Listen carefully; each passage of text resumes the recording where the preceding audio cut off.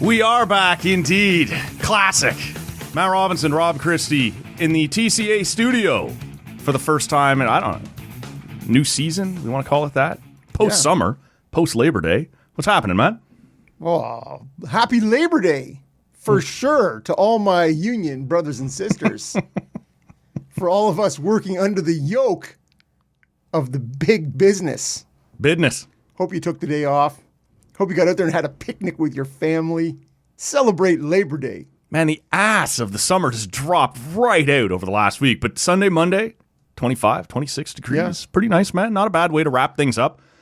Although last year in September, we had several above 30-degree days. So we'll see if we're done or not. You remember those days when school would start and you'd have your fresh, shiny duds and it'd be like fall, winter clothing, like a rugby shirts. Suits. Yeah, and wherever stuff, you show up, you're like, fuck, it's 30 degrees, man.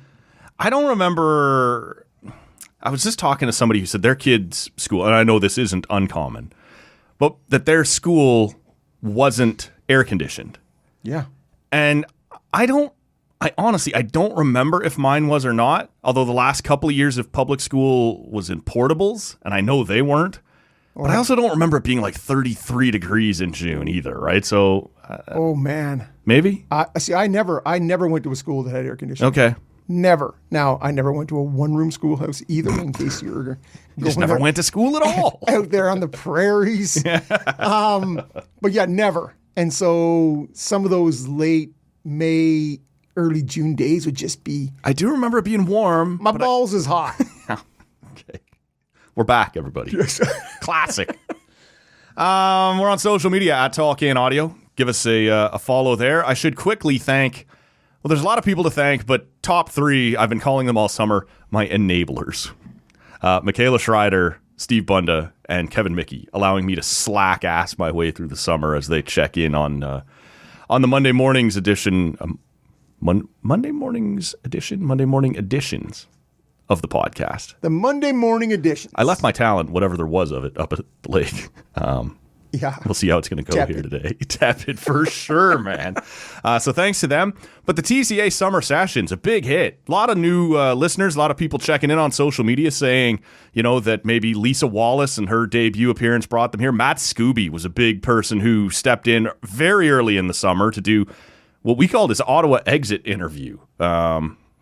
Made his TCA debut on his way out of town. Like literally, he had left his family packing up boxes to come and do the shows. They were getting ready to move down to Toronto. Saw him on TSN Sports Center a few times this summer. That was pretty cool. Ian Mendez, Dean Brown, Joshua O'Connor. Man, the TCA Summer Sessions, a big success this year. So and Matt Robinson. Yeah, that guy's been around. Yeah, he's all right. He's part of the hit. He's doing his best to adapt back to city living here. Well, sorry, folks. We're back to the fall, and here is Rob. Here's Bob. What about Bob? Yep. We'll get to it. We've all been asking it. We'll get to that in just a second. Rob got tired of waiting for me to thank people. He's cracked a pint. And truth be told, he's been in the green room waiting for a little while as well. So I can't really blame him here. You have hooked us up with the first round of this new season. What are we going with here, man? I took this time off. I didn't do a pile in the month of August, and I'm damn proud of it, to be honest with you. Tell me, smell that. What do you think that is? I had to sip it because it was foaming out of. Yeah, it right. Smells like sweet. Smells like sweet. Yeah. No. Yeah. No, it should. So I was out for the first time to see our good friends at Covered Bridge Brewing. Ooh. Out in they're now in Kinburn. They were in Stittsville. What the fuck's a Kinburn? Yeah, well, close to my growing up area out there north of Peterborough, it was Kinmount. Yes. Which always raised an what eyebrow. What are you doing out there, exactly. Yeah, Kinburn is sort of in between Arnprior and Canada. This still happens to me a lot. Like as someone who moved up here in 2012, like you'd think I'd have a better handle on some of the, I was going to say burbs, even that would be generous to describe some of these communities. I don't know where some of these small little towns around here are, other than if you have a brewery, I'll figure it out. Well, and so to me, they now have a spot in there in Covered Bridge, which they didn't before, where they have a little bit of food. on the off time, I was out there on a beautiful day that it was actually, they weren't cooking, but they have a food truck out front. Okay. Had some pogos and some fries. Some pogos. Man, I love it, man. For sure. And they're homemade. Like it was What does awesome. that look like? No, They don't just come in a box. It does. that's Yes, colorful. exactly. It doesn't look like that red box with the white and blue writing on it that everybody knows what I'm talking about. Yeah, of course. All the old standards were available out there, but they're in the old RBC. There used to be a Royal Bank. In Kinburn. Yeah, that is now where Covered Bridge is. Okay. And so I was out to see them. When I was there, I had a couple of Bridge over the River Chais. Yeah. I know, but An old favorite. they didn't have it in a can. I would have brought you one of those. Okay. Anyways, what they do have is, and what you are part of what you're sipping on right now is, they have a dark mild. So it's a lighter beer. It's like an English brown, right? It's a malt forward, virtually no hop, right? I think you're probably getting, it's a very smooth drink. So this is their dark mild. Like just pulling on it for the first time, knowing nothing about it, I wouldn't have said mild. Like there's a lot happening here. Yeah, 4.1%. But what you're drinking is a variation of their walk on the mild side. Okay. So what you're drinking is walk on the root beer mild. That's what it is. So as soon as you crack that, I totally got root beer from it. Yeah. Well, now that you say that, yes. And then I sip on it, and it sort of has that malty backbone, but it has a little vanilla instead of sort of. I think it might have been the vanilla that I was getting when I said sweet. But now that you say root beer, yeah, like it's in there. So Covered Bridge, like if you smell, that's why I said to you, if you just smell it, because it certainly has more of a root beer. Erupting. Yeah, no, mine was a wet eruption when I cracked it. I was like, okay. Who hasn't been there before? I'm wearing part of that. Yeah. Sorry about that. So anyways, Covered Bridge, back in business. They're out there doing their thing. So that's awesome. Because you and I have always quite liked what they do. Like they're one of those breweries that tries some out there kind of stuff. And I love that. Right? Well, and they lean towards the dark stuff. Yep. They like their porters, their imperials, right? And so I was saying to the guy, he's like, well, I've tried to get the brewmaster to tone down some of those crazy stouts. And I'm like, that's why I'm here. Yeah, don't you dare. If you want to see my face again. So you'll know by the menu, ladies and gentlemen, whether they took Rob seriously give a or hot not. damn whether they see me again. Right. Yeah, no, this is tasty. Yep, I agree.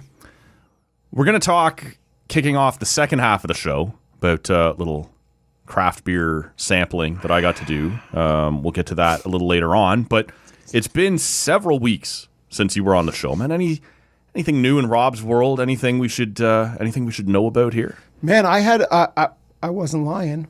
I took my traditional 3-day work weeks. Yeah. Fridays and Mondays off. Beauty, man.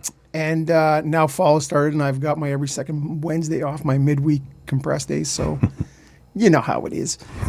No, there was a couple weeks where everyone went away. Love that. I had 2 separate weekends of Rob, like 4 days.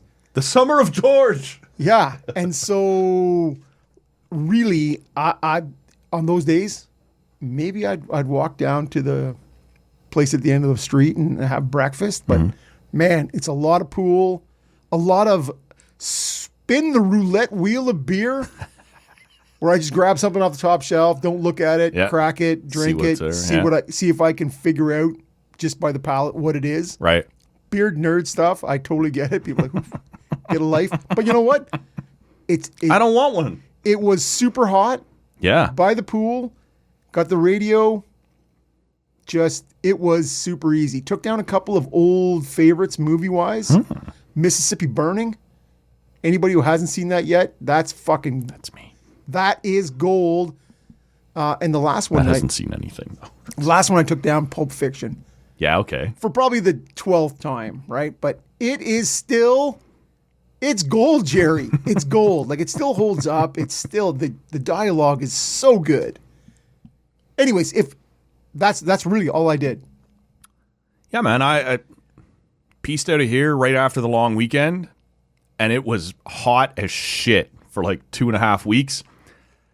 Up at the cottage, just in and out of the water, over and over. Blue Jays on, down by there's a TV there in the boathouse, which, I mean, it's a boathouse, but it's not what you think of when you think of a boathouse in terms of like down in the water and you can pull your boat into it. It's more of a garage right on the waterfront. You open the big door out in front, the water's right there, the dock's right there, and there's a TV inside, little ping pong table, beer fridge, of course. Just pieced out, man, and just sounds gorgeous. Is really what it honestly, sounds like. it's not bad. There's nothing to complain about, and you, knowing me as you do, will also understand that I got there. There was a few days, nice to spend some time with my parents and with the niece and nephew. And my parents took the niece and nephew camping for 3 or 4 days, so I had the cottage to myself. And I'm good with that. I know for a lot of people, the visit is the attraction, and oh, sorry about that. they came back after that 3 or 4 day camping trip, and Happy to see them. Yeah, and had a nice visit again. And then there was another week where my parents took off on their own with the trailer for 4 or 5 days. Any chance you could leave a shepherd's pie or a casserole? There was a shepherd's pie. See that? No, my mom, she takes good care of me. Yes, of there course was she food does. well stocked, beers well stocked. It was a great place to. So I got a nice intermittent visit, some family time, and then crotchety old Matt time where he doesn't interact with anybody, but he's doing it now instead of here in the dark condo not far from the airport with the buses going by. No, now we're lakefront and in and out of the water, the tunes going, all of it, man. It's a lucky we see you at all. Yeah, honest to God. And if the ass hadn't dropped out of the summer, like I said earlier last week, you may not have. I think once or twice before, I have texted you on the Tuesday after Labor Day going, yeah, I know I'm supposed to be back this week, but it's still pretty nice here. I'm giving it one more week. So. It's still a couple weeks before NHL camps open, so this is it, man. Guess what? Awesome, man. Good summer. Well, again, didn't do much. Like I had talked about going down to a Jays game, but I sort of thought at the beginning of the summer the Jays weren't going to be any good, and it'd be easy to get a ticket and a hotel room and whatever. And yet they stayed in first place. It's 41,000 people every night, and you're just like, how bad do I want to deal with that and pay those prices versus just put my feet up here and watch it lakeside? And so honestly, didn't do much at all other than just hang out there by the water. Yeah, well, it's summer. This is it. And today, it should be noted, which is, as a recording, Labor Day Monday. Yep. It was 27 degrees. Yeah. I was in the pool before getting over here, and I thought to myself, let's throw the assistant out here on the deck and yeah, man, throw up the Reds Jays game and maybe have a couple beers here. And it happens. Matt will understand. He does. He would have. He would. He so would've. anyways, the sacrifice I make, they never end. I work so hard. Anyways. Yeah. That's really, That's how I spend my summer vacation. I'm sorry I don't have more, but I'm quite content with that. That's the way it's supposed to go, man. Feeling refreshed, feeling relaxed. As we roll back to work, back to school, back to because I do know the people reality. who went away. Yeah, they came back feeling not so refreshed, right? So there's lots of that, including a family. They tell you that as you rush to put your pants back on. Yeah. Oh, fine. People are home. Well, the dog barks, right? As soon as the garage door goes up, right, the dog starts barking. You're like, all right. Pants, where did I put those pants? Well, the thing for me, and it is the most first of first world problems. Basically, since 2021, there's been someone on one side or the other of our cottage doing construction. Someone was building a garage, and then in 2020, a wall. Yeah, fucking Robinsons. So I'm sitting down there and I'm enjoying the view and I'm whatever, and there's somebody over here trying to dig up through the rock bed. And you're like, could you shut up? Like, yeah, I'm just trying to have a beer and enjoy my afternoon. It's Tuesday at 1 p.m. Other people have work to do, but I can't tolerate that. Life carries on despite Matt's vacation. And Matt's vacation is over. Life carries on for everybody right now. We're going to talk some Jays. We're going to talk about the beginning of the NFL season here. We got an interesting story about mixed martial arts combining with wrestling in a pretty ugly way. With street fighting? Doesn't always work out all that well. No. But we will start with hockey, because that's what you do right after Labor Day. And I think a lot of us sort of even though it's a few weeks away still, flip that switch, right? 100%. Like Labor Day means pretty soon. Hockey camps, preseason games, rookie camps, whatever that's going to look like. But last week, both USA Hockey and Hockey Canada had their orientation camps. Nobody on the ice. I was a little disappointed. We didn't get the Mike Babcock ball hockey. Like, here's what our power play might look like. Here's where I would expect you to be positioned. These were a get to know you a little bit, right? Here are things to expect when going to an Olympics in terms of drug testing, in terms of zones, in terms of everything that goes into an Olympics, which is a little different than a Four Nations face-off. Hockey Canada had 44 men's players there, but the women's team was also there. The para-hockey team was also there, which was pretty cool. 92 athletes combined. I believe. Honestly, it was big, man. And I don't know, like, why don't you take this where you want to? Because on last Monday's show, Dean Brown was here. We sort of got into it a little bit. Bunda and I talked about this a little bit last week and just a few different kind of around the edges things.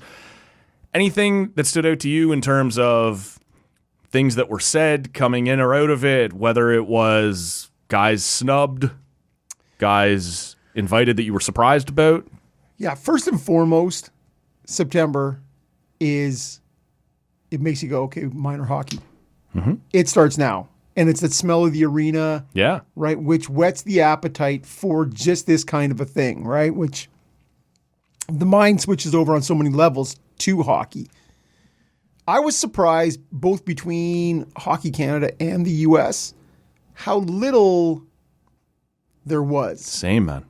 That came out, right? Like I would expect Elliot Friedman and Chris Johnston and Darren Traeger and all the beat report to all be there, just looking for scraps. It was quiet, man.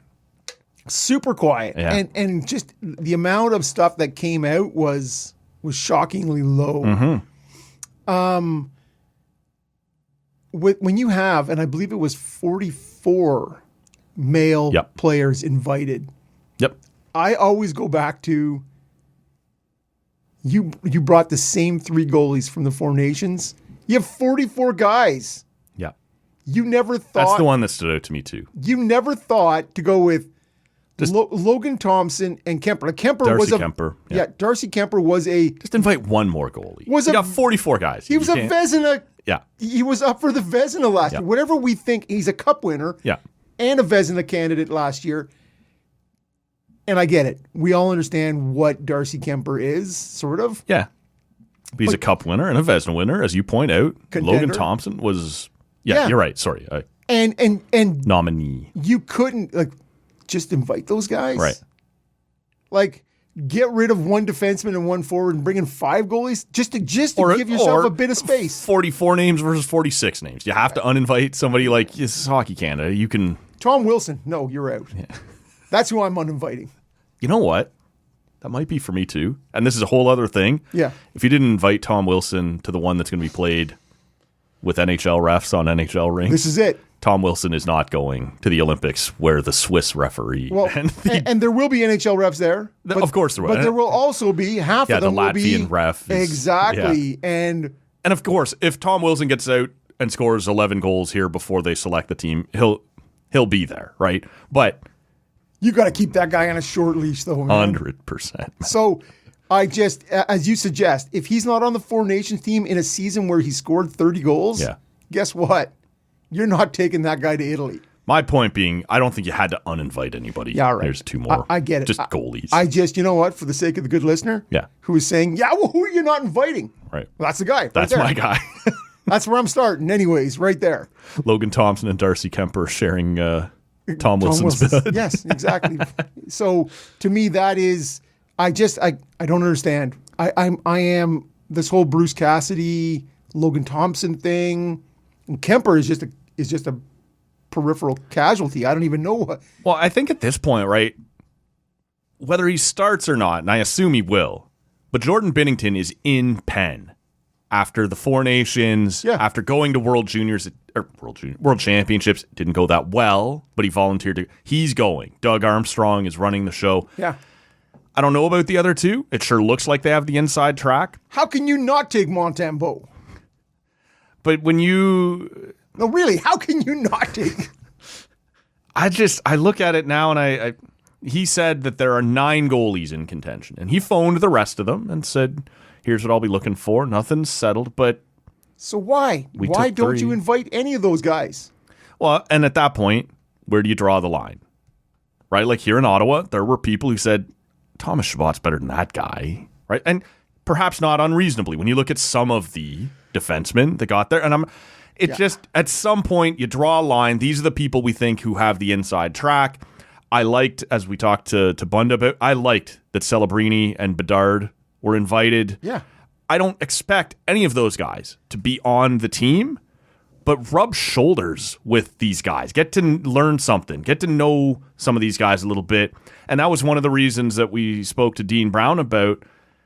I don't think Lane Hutson. I was just going to say, which is one of the reasons why you go, why didn't Lane Hutson get He's invited? not making the team ahead of a Werenski, right? He's not making the team ahead of a Quinn Hughes. Those are the guys ahead of him, and he's not a shutdown guy. So you're not bring him to camp. Because you think he may make 4 years from 100%. now. He may be on that wherever it is in Sweden in 4 years. He may be on that team. Yeah. But so if you take those 42 players invited, 40, yep. 39 non-goalies. Yep. So Yep. you need 7 defensemen, 8 defensemen, whatever it is you need 14 forwards, 22. There's 17 extra guys, but you took the 3 goalies that you're eligible to take. I just don't understand why you've gone to this huge list. Yeah. And you've limited yourself. And again, it's not like, hey, you can only choose from these people. No. I get it, but if you've gone to the lengths to want to educate all of this big buckshot of selections, why on the goalie front you've said, let's just take those 3 guys? Yeah, I don't understand. I don't either. Let's come back to it in a second and some of the things that came out of it. I just wanted to ask you quickly, I don't think anyone at all is shocked that Jake Sanderson and Brady Tkachuk were invited to camp. Frankly, I think most people assume they're shoo-ins for the team, barring disaster. Brady was the one sporting the new USA Hockey equipment. Right. Were you surprised at all that Shane Pinto got the invite? I was not surprised for the same reason I was not surprised Lane Hutson wasn't invited. When you look at Pinto, both guys played for the US NDTP, right? Shane Pinto has been at the last 2 Worlds, right? Whereas Lane Hutson did not go to Worlds this year. Whether you like that or not, the US program has long been. But we talked about that with Bedard a couple of months ago, you and I did, right? And at the end of the year, a lot of US players have been like in the past, traditionally have went, fuck it, I'm going to peace out on that. Dylan Larkin has been banging the drum. We need to be sending guys to Worlds. Right. Guys need to show up. And not to just single out Americans, Worlds sometimes is not a priority for a lot of Canadian players as well. Yep. However, in an Olympic cycle, everyone shows up the year when before. Hockey Canada starts to go, hey, you interested in this whole Turin thing? Right. Guess what? Well, we talked about it at the time, right? That Connor Bedard apparently said no, and then Crosby said yes, and now Fantilli is there. There was another young Celebrini. guy too. It was Celebrini, and you're like, I probably should have gone to that, right? Yeah. And we've heard that Nick Suzuki has been punished by Hockey Canada for that, right? And so no 4 Nations. He's just like, you know what? So that to me is that Lane Hutson. So Shane Pinto has been a good USA Hockey guy. I like Shane Pinto a lot. I think you know that. I don't think that guy ever has a chance of making an Olympic team, right? Because he's an elite 3C, maybe a pretty good 2C if you need him to be at times, but not at that level, right? I understand. I just look at some of the guys that are ahead of him, and so maybe it is nothing more than, like you said, a pat on the back. We'll acknowledge you. Thanks. Good program guy. Yeah. So I don't have a beef with it necessarily. I was a little surprised that elite 3Cs in the NHL don't go to the Olympics. Correct. You ask elite 1Cs to play 3C. Jonathan Taves is going to Mike Richards at the time. Those sorts of guys get that spot. But maybe it is just you're a program guy. We appreciate you. But I think Come be in some of these photos. there's no way Shane Pinto goes to Italy. No. Like, zero. No. What happens is you're looking at a program guy, pat on the back, as you suggest. This is a guy whose ceiling maybe 25 to 30 goals. Sure. 60 points. Yep. Kills penalties. Yep. Could be on your second power play. We're talking NHL. NHL. Yep. Good on faceoffs. Like a really Good player, valuable player. super valuable. That's a guy who, if you project out max ceiling on a U.S. Olympic team, you're hoping for a 4C spot. Yeah. Like, and that is reaching max potential. So Right. I'm not surprised he got invited. I will be shocked if he plays for them in Italy. Yeah. Not in Sweden. Let's see what happens in Sweden and where his game goes. But if it sort of trends, Sure. I don't see it. He plays up a little bit here over the next couple of years. But that he would have to reach max potential in all those boxes. Yeah. Anything else out of the Canada camp? And like I said, shockingly quiet on the news front. But we did get some McDavid contract talk. We got some Marner departure talk. We got... Well, it's... No, man, I totally get it. It was quiet. We got Marner in the Muskokas wearing his new Vegas gear. Hey, you love that, right? Guy hasn't even made it to Vegas yet, or We went down for a presser. yeah, I know. And he's out here wheeling around in his new, right in the Maple Leaf backyard. Yeah, amongst the home of the Muskoka Five. Yeah, of much course. heralded. Right, it's right on the cliff face there. Yeah, that's right, man. It was a quiet week. Maybe it was always going to be. I remember how ridiculous it seemed watching Sportsnet clips of the Mike Babcock ball hockey thing. I remember before 2002, those Olympics, Pat Quinn was going on and on as the coach of Canada at the time, saying, we're not allowed to put our guys on the ice. The PA has said we can't do it because they didn't want the appearance of anybody getting cut, right? Like they didn't like the optics of that. If we have 40 guys at camp and take 20 to the Olympics, people can obviously assume that. Like I remember Jay McKee was at that camp. He was a capable defenseman at the time, but he had no shot of making that team. You got no chance. But he would railroad against, because he said every summer the Swedes and the Finns and the Russians, they have these internal games, and it's just they don't do it only in the Olympic year. So now there's no appearance of impropriety or people getting cut. And he's like, so they're all getting together and they're going to have these little mini tournaments. And he goes, I guess we can't do it. And I remember Mario Lemieux coming out had just returned at the time, was obviously back to hopefully go to the Olympics for Canada. And he said, yeah, I don't know. I just sent some emails and made some phone calls and told guys, just throw your skates in your bag. We'll see. Of course, they end up all on the ice. We'll see. They don't do that anymore. And like I said, it devolved down to the ball hockey thing in 2010, and now it's not at all. Like it's a golf tournament and some, knowing what we do about major games, it's seminars about drug testing and about, where you're allowed to go in the Olympic villages and what you can expect. And look, it's good PR for Hockey Canada to have all three of these teams together at once. And there was a photo that was Leave your released on... ephedrine at home, ladies and gentlemen. Your Sudafeds. Yes. And your, there was a photo that was released by Nova Scotia Hockey on Friday that had Brad Marchand, Sidney Crosby, Nathan McKinnon, and Blair Turnbull on a golf course, like taking a photo together. Like those opportunities are rare. Do they really matter? They do for PR reasons, but beyond that, it's kind of cool though. It's kind of neat to see. I don't know, man. To call this a camp, like it was more of a meeting or a seminar. Yeah. Or and really, it is all that administrative stuff that we all hate about the Olympics, right? Is all the queuing up, all the sitting and listening. Yeah. And you're like, okay, it's just done. Like buses will leave at this time. And you're like, expect to stay in this type of village. There'll be 2 to a room and you'll be drug tested here and you'll always be available press, for drug tests. Yeah. There'll be a sign-in sheet on your door. There's a PR or a press, I forget what they call it, like a media zone that you walk through going instead of like them coming into your locker room. That doesn't like all of these things they're teaching. There's only 2 guys at this camp, Drew Doughty and Sidney Crosby. Yeah, who had been to an Olympics before. So 2014 is a long time ago. It sure is, man. And what I enjoyed most of it in the little bit that I was exposed to was, I believe it was Ryan Rishaug when they opened up.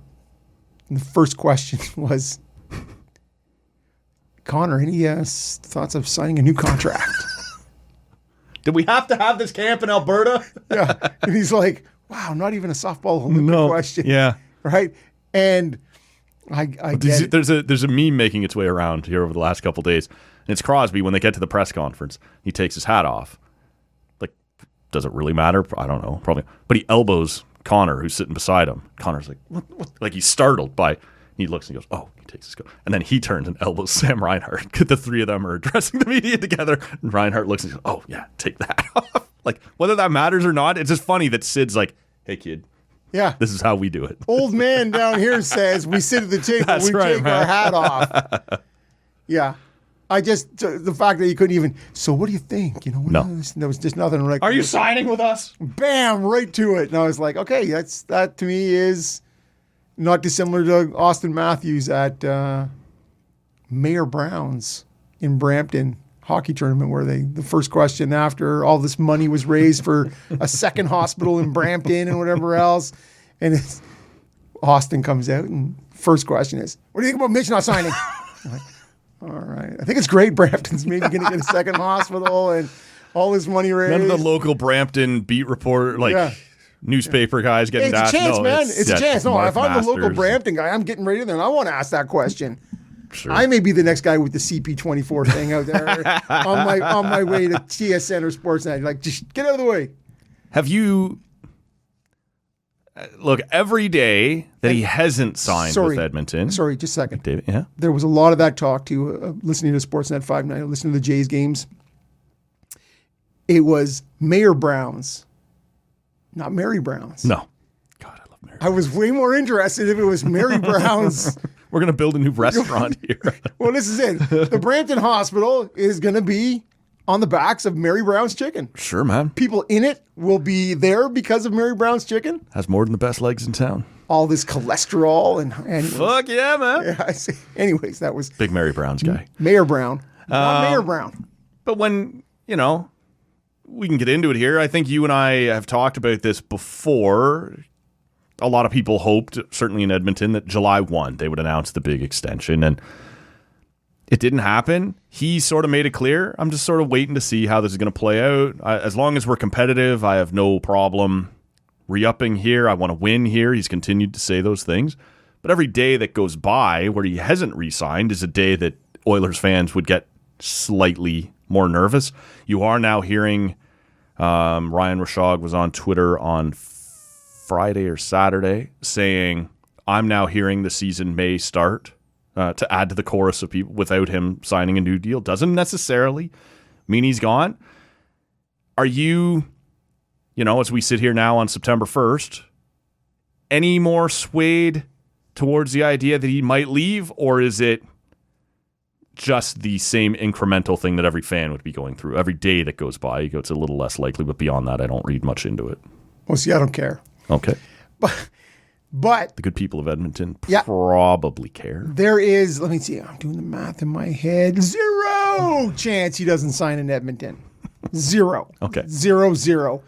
And is he going to get, It hasn't come down at all to 99.99999. no, Okay. no. I just don't believe it. To me, it comes down I to think you're right. he's going to get 17 million or 16.5 to 7, somewhere in that range. Yep. And it's how long? How long is he going to And that was the talk at the beginning of the summer, right? That maybe he would only sign for 3 years or whatever, Right. see what you're doing. Is it going to be 3? Is it going to be the Austin Matthews 4? Right. Which makes good sense. If When you're the best in the world, if you're the player, yeah. and you go, yeah, you know what? I'll give you 4 more years. Yep. I want to win here. And I believe it when he says This has that. been the NBA thing for a while, right?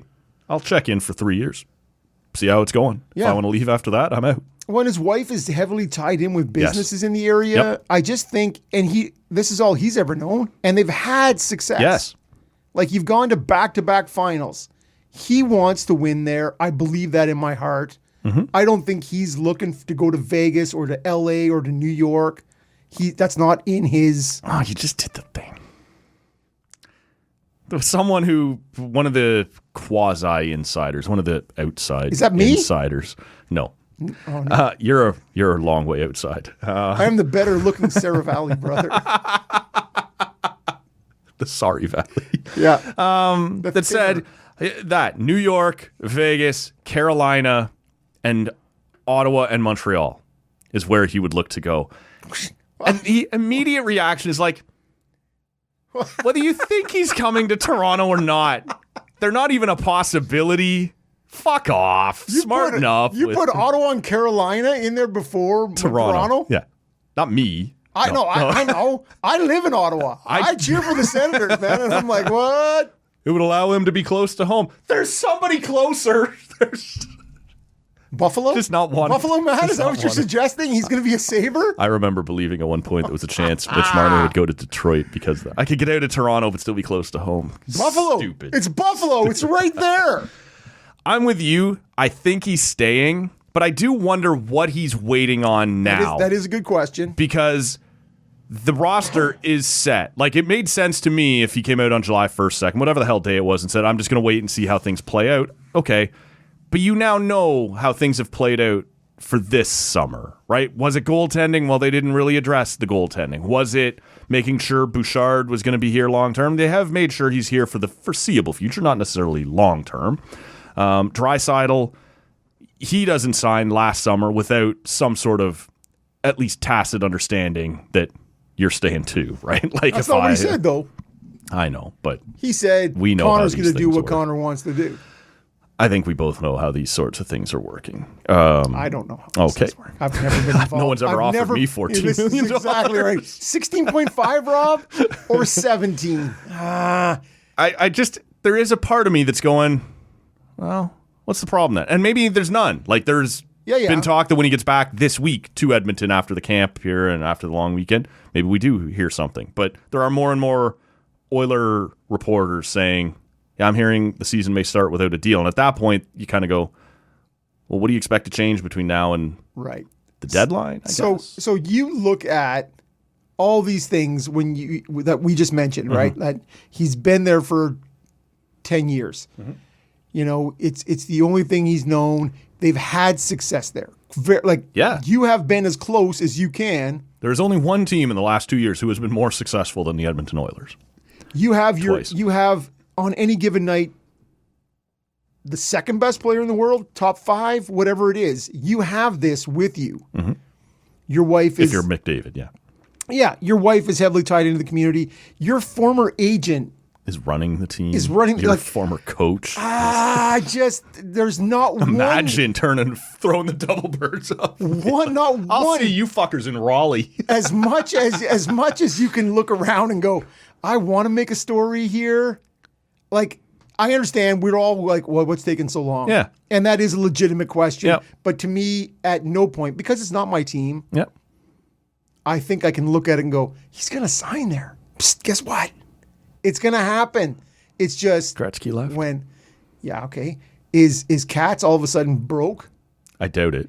Is he looking for some of that Palm Dairy and money? Gretzky's wife was like, hey, let's get the fuck out of here. Or it sounds like McDavid's American Anthem is about to hit the theaters, my friend. Partner is like, I'd rather just post up here at home. And Connor's kind of quiet. Maybe he's like that too. That was a kind of an uncomfortable moment at that press conference when Ryan Rishaug asked him about the Connor, and he's like, winning with the Oilers, that's like my top priority this year. Then he looks around and says, this is a hockey Canada. Like, with winning a gold medal with Canada. Right?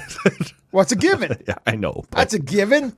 He kind of appeared like he thought maybe he'd stepped on a rake there for a second. Yeah. And then turned and stepped on another rake. And then another rake. You hate when that happens. Yes, you do. You do. But that to me, like I don't know. Is he wrestling with his family? Keeps talking about, I'm talking to my family. Like, really? How many people are you talking to? I'm speaking to my second cousin. What do you think, man? He has 5 years, 3 years? I had some interesting conversations with my 7-year-old nephew. I was this going to say summer. with your family. Yeah, I did with my Yep. 7-year-old Yep, nephew. perfect. I wasn't going to take much life advice from him at that point. Yeah. But again, nobody's offered me $14 million.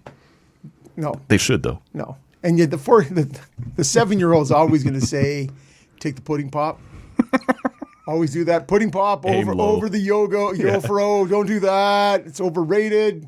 I grabbed. You mentioned off the top there a little while ago the pogos. Yeah. I grabbed a box of those because I was hanging out with a couple of kids here over the summer, and they, do you like pogos? We don't have pogos.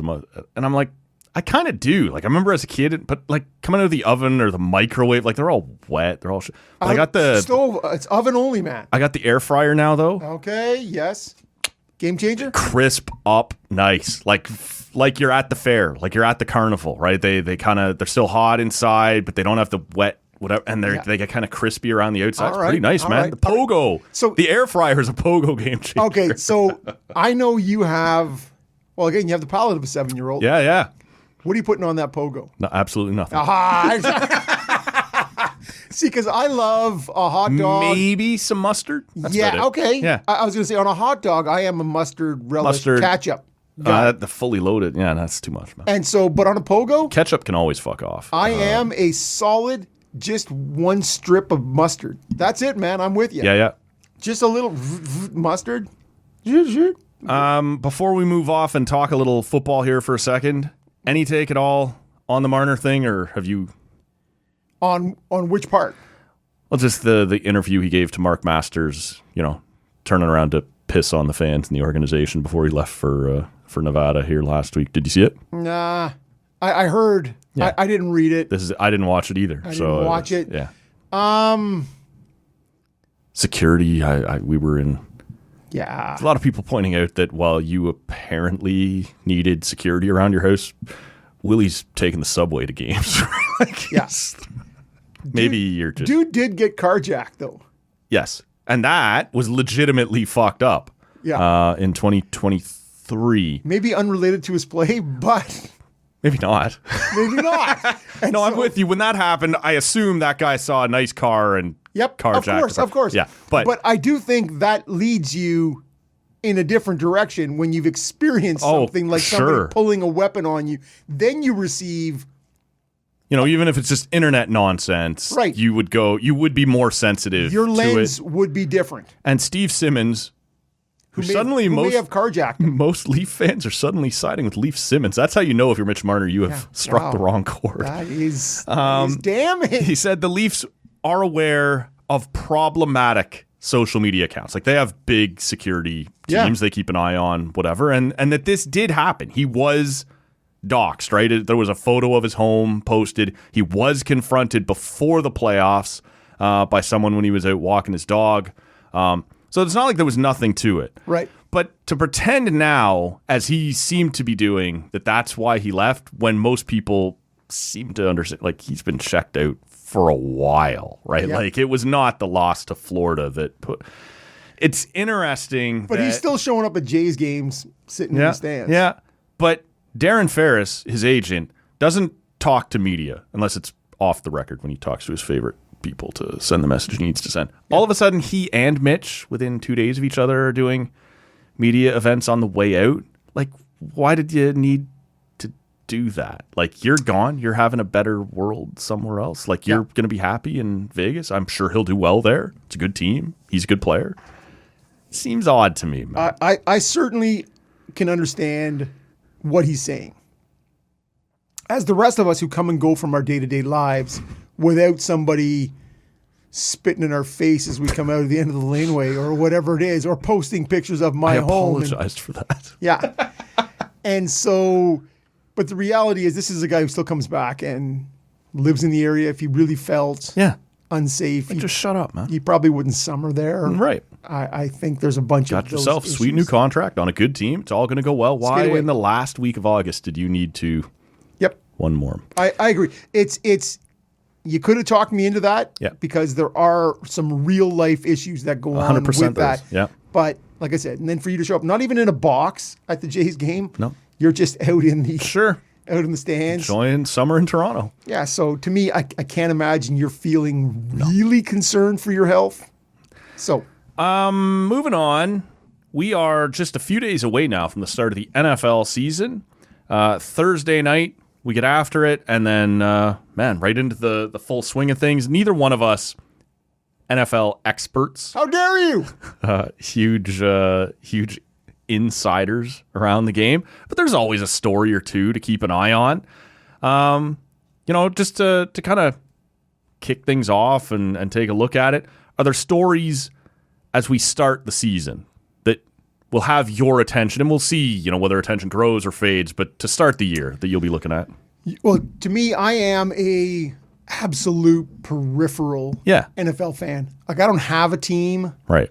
But you can't avoid it as a sports fan. No, it is the king. 100%. And so you have to sort of absorb some of it, right? So I always look for teams with interesting storylines, right? Mm-hmm. And so as an absolute, sort of neophyte, week by week. No, I've been neophyte with me. I've had no experience.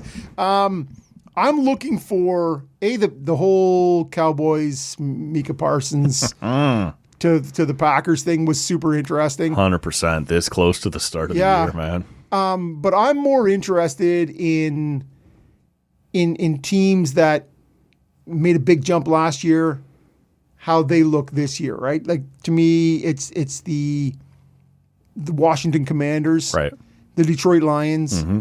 Like, what happens with these guys, right? Jaden McDaniel, like, can we follow that up? Are you about to become the next guy, right? Like, Denver, what happens in Denver? Like, I kind of like Denver. Yeah, I know. Remnants of my Peyton Manning fandom. Oof. But Bo Nix, I like that guy. It's the blue and orange you like. I do like the blue and orange, yeah. But when they asked Bo Nix about there was a clip we played on the show last year, he's got no time for this. We've lost a tough game, and one of the reporters goes, on that interception, what happened? He's like, drop back, threw it to the wrong team. That was that. The other guy grabbed it. You're like, what else do you want from me, right? Yeah. Similar to Jeff Hoffman. We'll talk Jays here in a second, but I'd boo too. And on what day was it? Friday.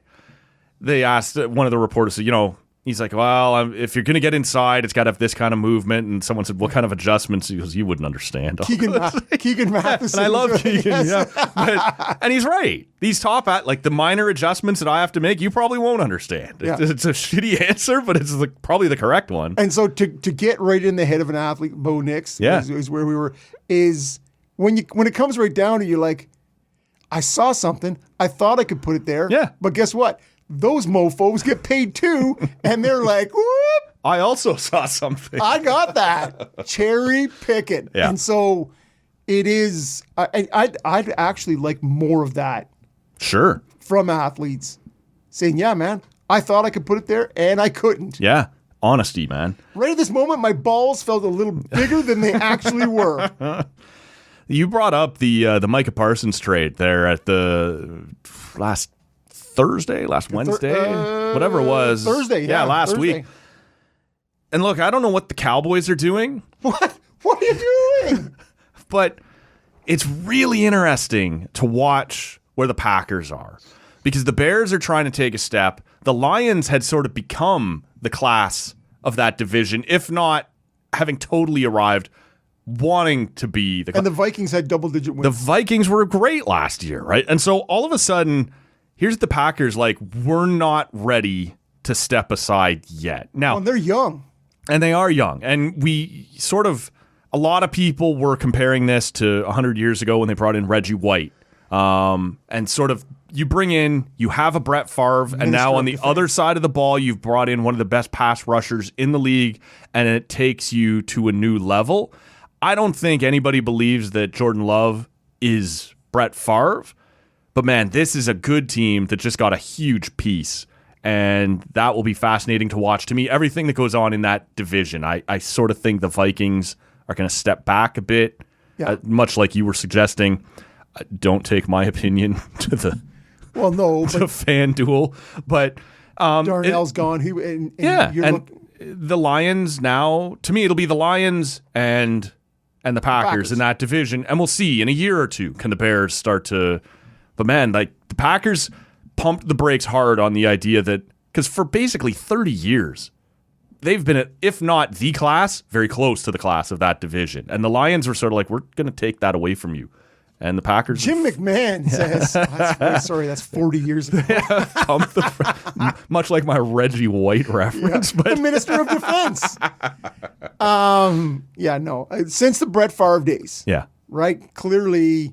And then, through Rodgers and now into... And so, I look at what the NFL does in terms of weighted schedule... Mm-hmm.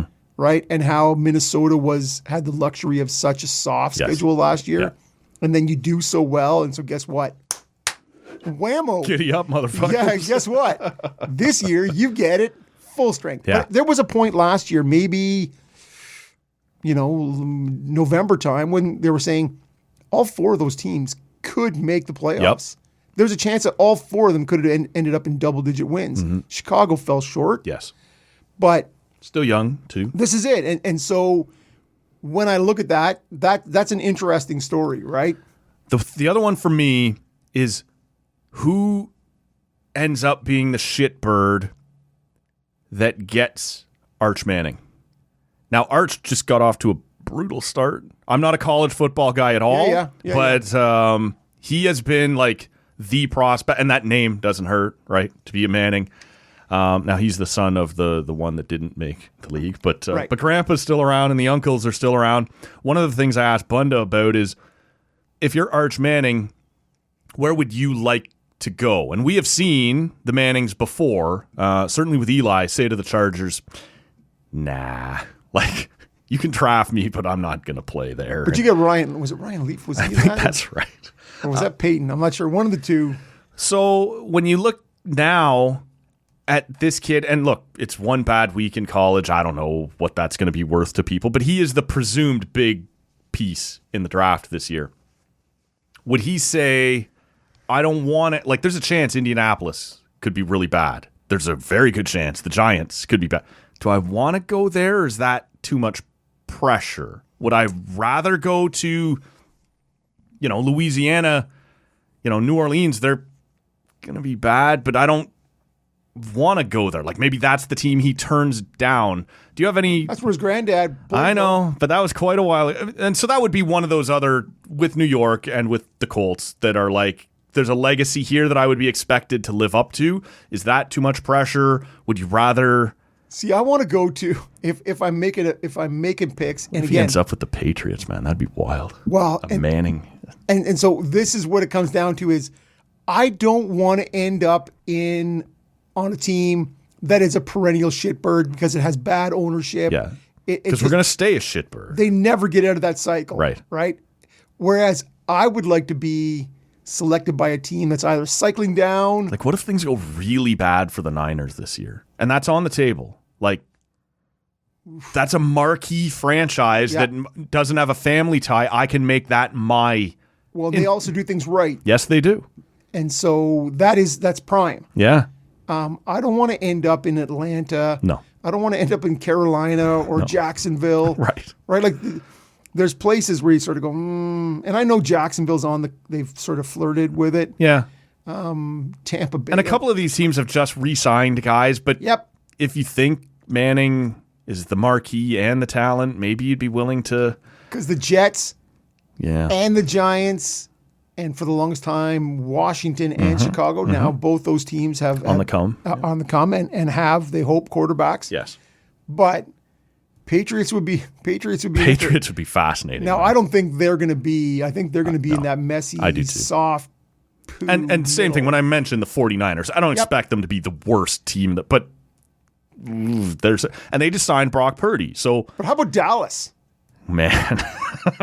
What I'm saying, with those two first-round picks, and maybe Dallas doesn't have to finish in the bottom half, but as Jerry said, maybe we don't make those picks. Yeah. You flip those two picks for something, and you bring in... Now, I know they have Dak, and it's not like they need a quarterback. I'll say this, and I don't know anything about Arch Manning. Maybe he turns out to be a shit human being. Is he the big arch? I like a big arch. Oh, I also love the big arch.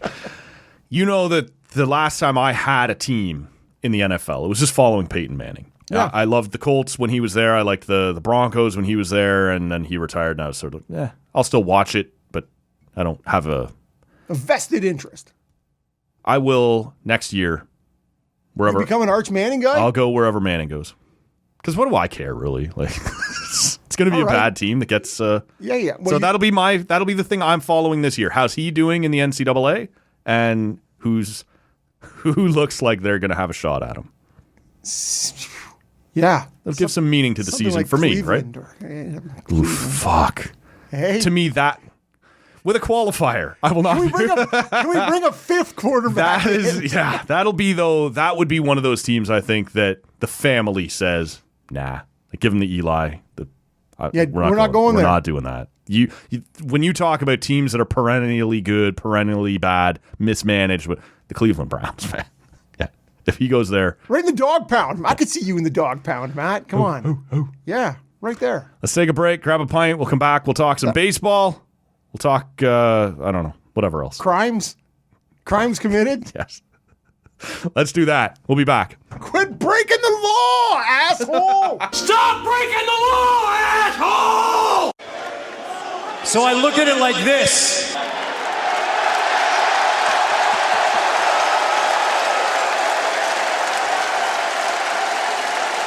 I'm back. We dive back in here on the post Labor Day Tuesday edition of the podcast. Always a bunch to get to. We missed Rob around here. Gotta find out what he's been up to and subject him to some things now. And we're about to do that. We're on social media at Talkcan Audio. Give us a follow there. Subscribe to the pod wherever you're hearing us. Man, this I don't want to make you wait, so I'm going to tell you what's in front of you here. Take a sniff of that before I tell you. What are you getting out of that? Some mashed potatoes. It's not. That is from Burdock. They do nice stuff down there. I've had a bunch of stuff Toronto. from Burdock. Yeah. That is called the Lit Pickle. Oh. 5.5%. They say it's a seltzer. I guess. It's not really a beer. It's not really a seltzer. Whoa. Yeah. Does it taste like a pickle? I certainly get it's like your more than your bread and butter style picker than a dill picker. Yeah, it's kind of got that bread and butter. You know the sliced pickles you get in a jar. No, I don't. Okay, I know what you're driving at. That's not what I got out of that when I tried it. Yeah. So the last couple of summers we've had a little craft beer shindig. But it's a seltzer. It's not a beer. Yeah. Okay. 5.5%. 5.5%. And this year, it sort of fell apart at the last minute, our little craft beer thing. Had somebody suddenly run into some childcare issues, fucking adult problems that creep up on you sometimes. Somebody else had something else come up. And so, honestly, we had to call it off, the one that I usually host at the cottage. No. But one of the people who was coming was like, well, we'd still like to get together with you. Do you want to come over that day instead of us coming over there? I was like, yeah, okay, fine. Like, we're actually going to invite some other people and turn it into their craft beer fest, which I was fine with because I still got to try a bunch of shit. So that's where both the beer that you are, or seltzer, that you are sampling right now came from, and the one that I'm having right now came from. This was sent home by my buddy Sean, who kept a couple of things that I had offered and sent this one back for me. This is from the Muddy York Brewing Company. Yeah, good stuff. Good porter there. This is called Puffy Deluxe, which actually was my college nickname. Yes. 6.3 New England IPA. And it's puffy, as in clouds, marshmallow. Like what's the? There's no indication here on the art. Just Puffy Deluxe. I'm happy to know it's the deluxe. Like, I would not have accepted Puffy as a college nickname. Puffy Deluxe, I'll take that. That's fine. Puffy medium. Sure. No, deluxe, man. Deluxe. Oh, I am the high end shit. Yeah, that's you in a nutshell, my friend. Yeah. So we end up over there. There are 1, 2, 3, 4, 5, 6, 7 of us at this last minute organized. Like my friend, she was just like, I'm going to invite anybody over in this neighborhood who can make it and so instead of like we had sort of worked ourselves into a routine in past craft beer fests over at my cottage. It's like everybody brings 2 cans of something, and that allows you to fill up a couple of sample glasses for everybody. This time, almost everyone brought like at least 3 or 4 beers times the 2 that were required to. So we were like, there was well over 20 pints beers to be sampled. And again, like you're just pouring a bit into these glasses, but it starts to creep up on you, man. Like as the day goes on. And so that one there that you are having, the lit pickle. Yeah. It crushed me in the sense that I hated it. Like I don't have pickles on anything. I don't like that. To me was like sipping straight pickle brine. Not even close. Okay. My younger brother Scott and I once drank a jar of pickle juice. Couple of Norwood losers. Living right here in South Ottawa at the time. Let me say, are you enjoying it? No. Okay. I'm not. I'm relieved to hear that. I'm not enjoying it, but it's. I don't know if I've ever had a seltzer. Oh, okay. So, but to me, that's the part you're taking away. It's not an overpowering pickle flavor. Like to me, that's all I got from it. Yeah. See. And I hated it. It's if I can help the good listener. Yeah. It smells like pickle. Mm-hmm. I get that. Yep. And so maybe that poisoned me before I even got to it. No. So when I taste it, I'm left with that very mild bread and butter pickle flavor. Okay. I'm not left with a very sharp vinegary dill. Yeah, no, it was too much for me, man. Yeah. Well, we've already seen the previous conversation when we talked about your palate, which is that ketchup's too spicy. I don't think that's what I said. Yeah, no, it's not. I totally. But no, you're right. Like that was one like very early on in like we had never in previous years, and maybe this is kudos to my friend Ashley who stepped it up a level. But at our craft beer, it was always just sort of like, yeah, here's sort of what I think, and everyone would sort of give at the end of it 6.5 out of 10, 7.5 out of 10, 7 out of 10, and no one kept track of anything. There was someone at this one who was like, who went around the table after each one and took everyone's and gave them an average and wrote it down so that we had a winner and a loser at the end of it. I gave that 0.0. I hated it. Okay. I probably will finish it. Okay. I brought a. I had said to you beforehand, I don't know what you're going to think of this, so bring something to. It's a trip, you said, but to me the flavor again, I was expecting from a seltzer for more carbonation, more sort of. Sure. I'm not getting a pile of anything. It finishes. When I tried it, I couldn't tell if I wasn't getting the carbonation because I just hated the flavor. Yeah. And so I was discarding everything else, or if there was just no carbonation to it. And as not a seltzer expert, I'm not getting it. To me, it's like pickle water. Okay. It's like bread and butter pickle water. I hated it. Okay. I don't hate it. I wouldn't order it again. No. I certainly wouldn't want to sit somewhere and drink that. Sure. But I do love that Burdock gave that a shot. Right. And you and I have talked about that a bunch of times. If you're going to do it, do it. And they did it, and I hated it. I will also mention that someone who couldn't attend the party did send along 2 cans of something to be sampled for everyone else to suffer. And I think you'll be able to help me on this. I can't remember for sure. It was the fucking Bring the Heat habanero. I think, was it from 5 Paddles when we had it here? Or was it from somewhere else? Because this was from 5 Paddles. Okay, so you and I we have had 2 different spicy beers. I brought you a pineapple habanero from Wellington or Waterloo, one of the two, out of sort of Guelph. Yeah. You and I had from Brew Revolution. We had in the bottle, if you remember. It was. That's one I'm thinking of. And then Ian over at Whippersnapper also brought over a. So there's been 3. Okay. Spicy. So at least one of them. Stay tuned. Oh, no. At least one of those, and I can't remember which was which, burnt the absolute gizzards out of me. Like, I hated it. Well, the pineapple one, the pineapple habanero. Yeah. From, I want to say, what's the one with the hog on it? It's Wellington or Waterloo. Waterloo. Yeah. Anyways, I bought 2 of them. Yeah. And I'm like, whoo, no way. I'm bringing the second one. Like this pickle seltzer, I'm bringing this for Matt. And so post summer vacation, probably this time of year, maybe 3 years ago, Right. I brought you the pineapple habanero. So this was from Five Paddles, and it was called Bring the Heat or New Heat It Up ownership or at something. Five. Yes, that's right. And it was hot. It burnt the shit out of me. And you know my palate, man. Yeah. Like, I am a wimp when it comes to hot stuff. Yeah. And this wasn't even having to drink a whole can, right? Everybody's got their sample cups.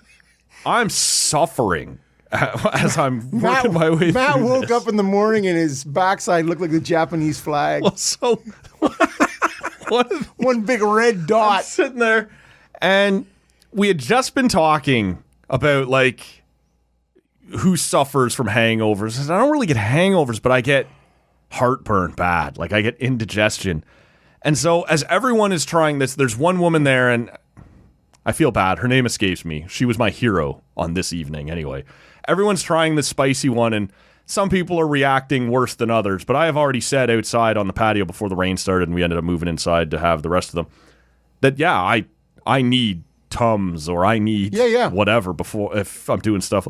And so we all have this spicy one, and there is smoke coming out of my ears. And this girl comes over and grabs my hand and puts like a max strength Pepsid AD or AC industrial strength. Yes. Like, oh, you're my hero right now. And like, she was just getting ready to leave. She wasn't part of that, but she left me with something to save me for the evening. So, my main entry was the beautiful Bytown, and it finished first. Now, perhaps because it's mine and I'm sitting right there, but I choose to believe that it's because everyone legitimately loved it. Yeah.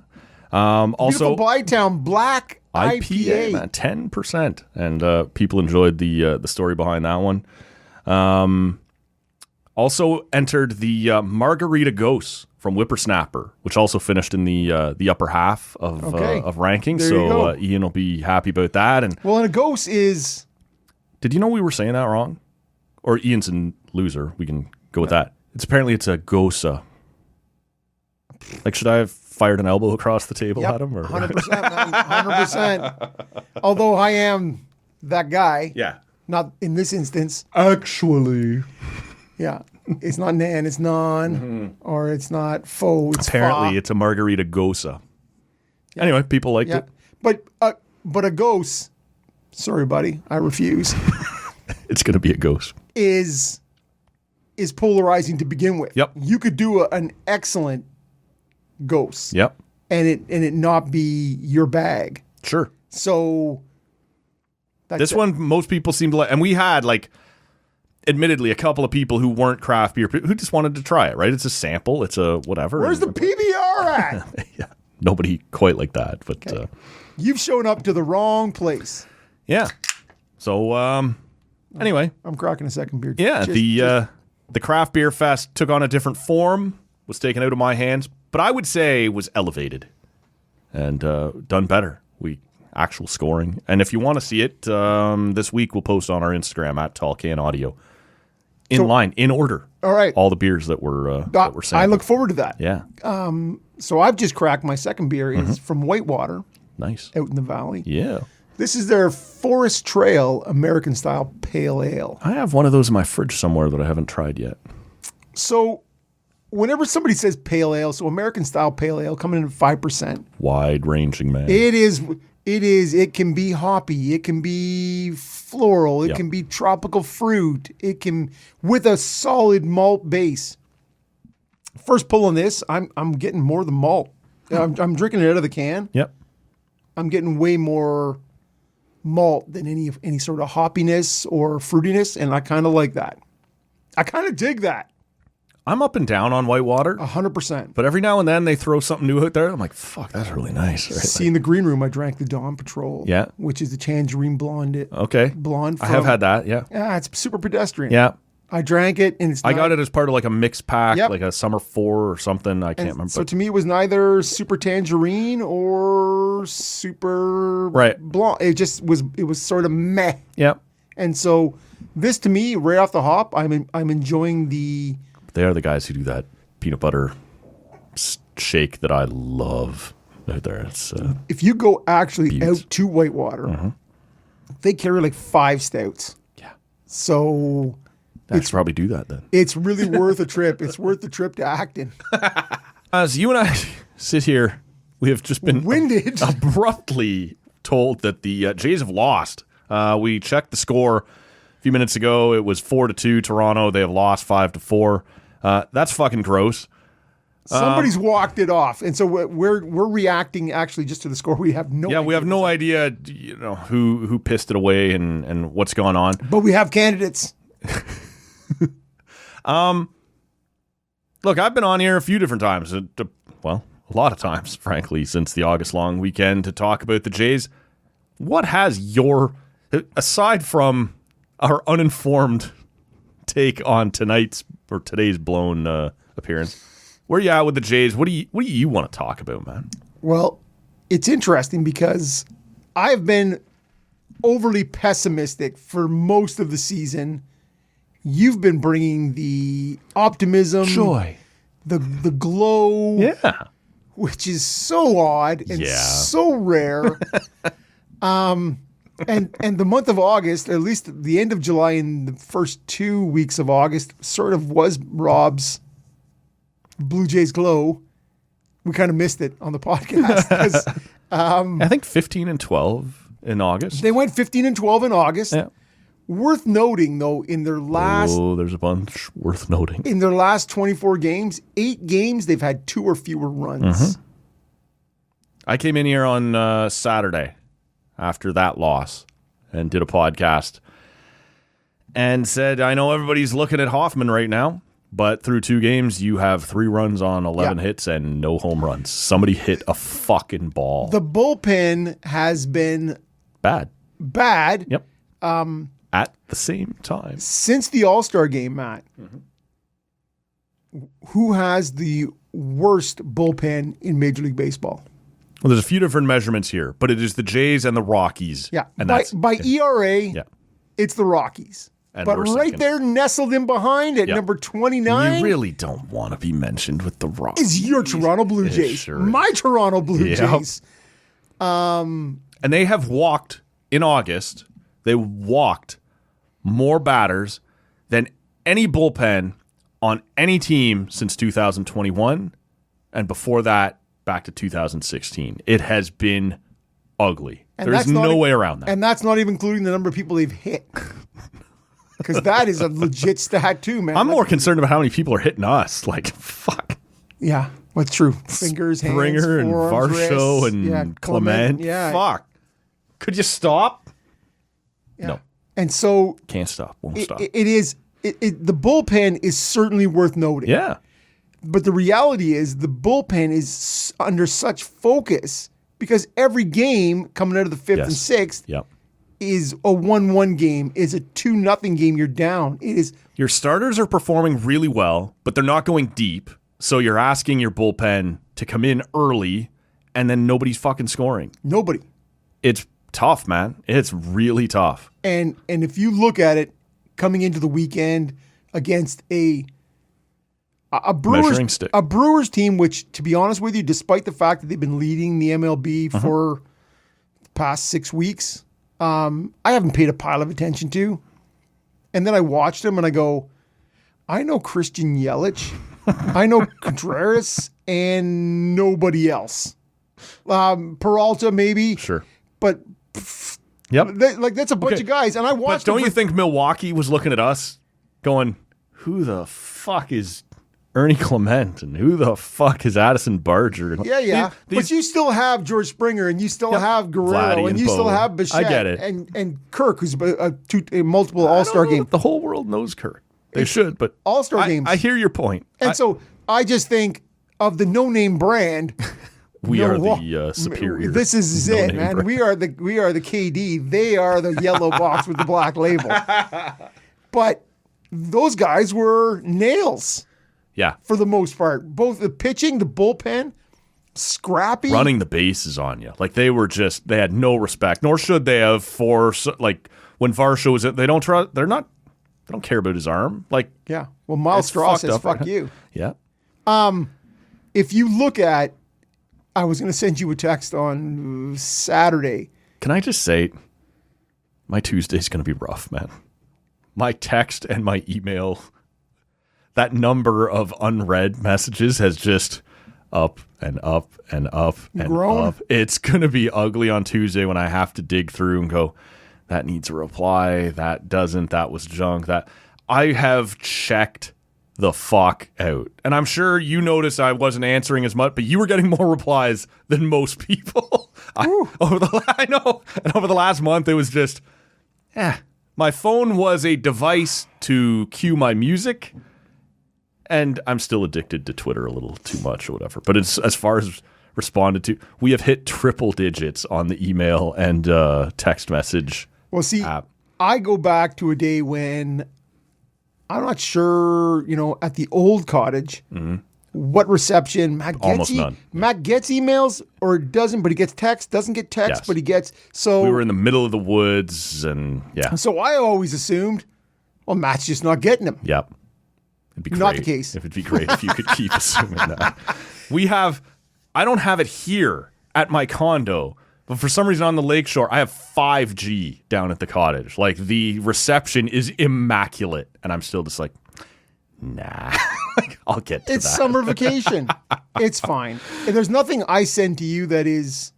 I think the last text you sent me was that blows. I'm like, I think we're probably talking about the same thing, but Yeah. I'll think about that tomorrow. Yeah, that was Doesn't blow right here. that was Jeff Hoffman. Yeah. And he blew. Yeah, he did blow, and as you said, not just saves. Yeah.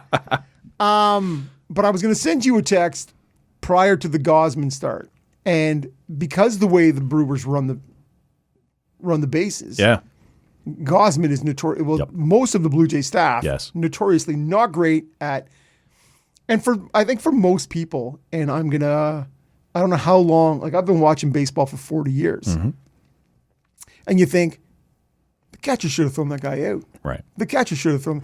And now, as I got older, and you have all kinds of information available to you, you understand that most catchers get that ball between 1.7 to 1.9. Yep. They're getting it to Pop second time. base. Yep. It comes down to how good of a job the pitcher does, holding that guy there and delivering the ball to the plate. Yeah. Like how crucial the pitcher is, and it seems ridiculous to say it out loud, but I think a lot of people who are not numbers-based people who Different pitchers have like a big leg kick, and I'm up and I hold it, and it adds another 0.3 seconds. the and then Gosman come tap, through. tap, Right. boom, right? And Whereas the way- other guys are just like slide step right through, and This is it. Yeah. And so I thought I was going to send you the text saying, well, this should be great. You lose the Bieber game the night before and held them pretty much at bay in terms of thieving the base in the first 5 or 6 innings. Kind of got a little crazy on us in the 6th. Anyways, Gosman did outstanding. Elite, yeah.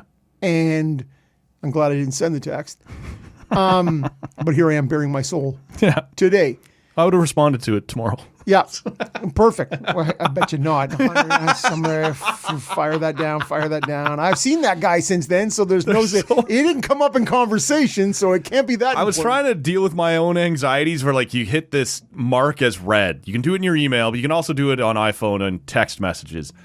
And so it does sort of disappear, but every now and then the number still pops up. You're like, I'm going to have to answer these. I got to click on all of them. Anyway. Yep. Yeah. So You got an answer now and then. Once I once did. a week. Once and really, 5 or I 6 got an days. answer for as much that needed it. Totally fine. And again, because I understand you're checked out. Yep. And really, Not everybody misses Matt all that much. it's not true. It's not true. It's not true. We're good here, and I'll see you again come Thanksgiving. Are we, as we sit here on the 1st of September, we came into today 3 games up on the division. We don't know right now where the Yankees and the Red Sox are at. But, like, I'm having a hard time. Like, you're poking holes in this. Just that go ahead. 15 and 12 number you gave, which was the Blue Jays August. Yeah. For reference, the Yankees were 16 and 12. Yes. Same number of losses. They picked up 0.5. They picked up a half game on us this month. And the surging Red Sox went 17 and 11. Right. So as bad as things are This is it. in Blue Jay land, And I should say, like, and the Astros worse. coming out of the Brewer series, we were 16 and 16 in our last 32, which is mediocre. But as we talked about, and it was Stoughton who kept floating the idea, you don't have to give those earlier wins back. Like, put them in your pocket and see what happens. Nobody's going to come and say, you suck now, you got to give back some of those? Right. And because if they do, the 20 wins the Yankees had in April, you got to give some of those back. And it was going into the Brewers series. After game one of the Brewers series, coming since June 7th, you were 12 and 26 against teams above 500. And it's not good. Now, we do have to keep in mind. Really? I'm surprised by that number. Because you pounded on the Yankees a few times since then. Well, they shit the bed against the White Sox. Well, this is the point that I made the on White Sox, the Orioles, the Pirates. Well, they pounded the Rockies. Oh, that's right. Everybody got the free space against 45 the runs. Yeah.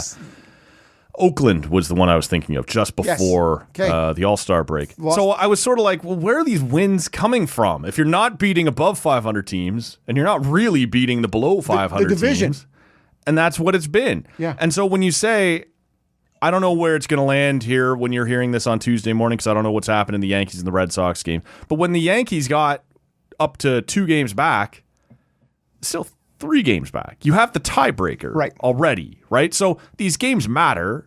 You want to keep your lead. You want to do these things, but there's, I don't know, man. Like I don't totally want to rain on the people who are saying, I don't know how real this feels, right? Like you do have all those wins and you don't have to give them back, but there's holes in this. Now the Red Sox have flaws. The Yankees have flaws, but this is not your traditional first place powerhouse pitching staff blowing you away, big bombers all over. Now they do have 9 guys batting double-digit home runs. They have 9 guys with a 105 WRC plus or better. And for people not familiar, 100 is league average. So that's elite. The Yankees have 5 guys with 20 home runs or more. Like that's also incredible. I don't know where this is. And the Jays have, whatever you think of a batting average. Yeah. They have 3 of the top 5 in the AL. Bo's been incredible, and Kirk's been incredible, and Springer. IKF is back in the picture. But if you look at this season right now is totally floated by the 2 weeks prior to the All-Star break and the 2 weeks post-All-Star break.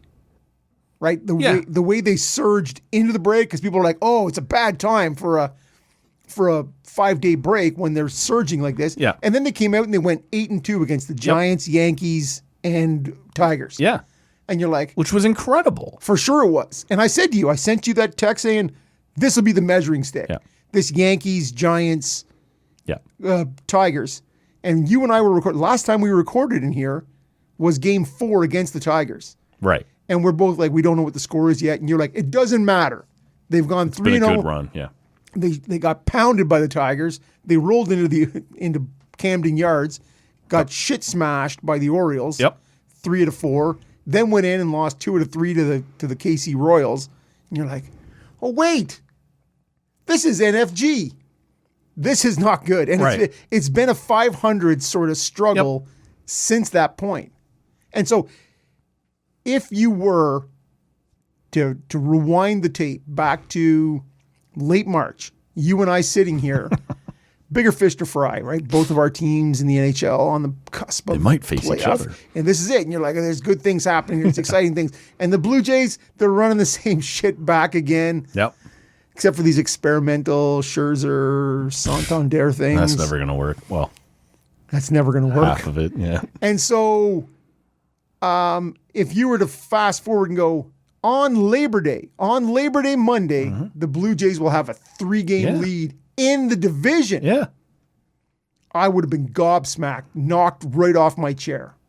And that's with Santander having not played. Well, in the games he did play, sucked. He was not good. One homer. I don't know if he has more than one homer, but it's.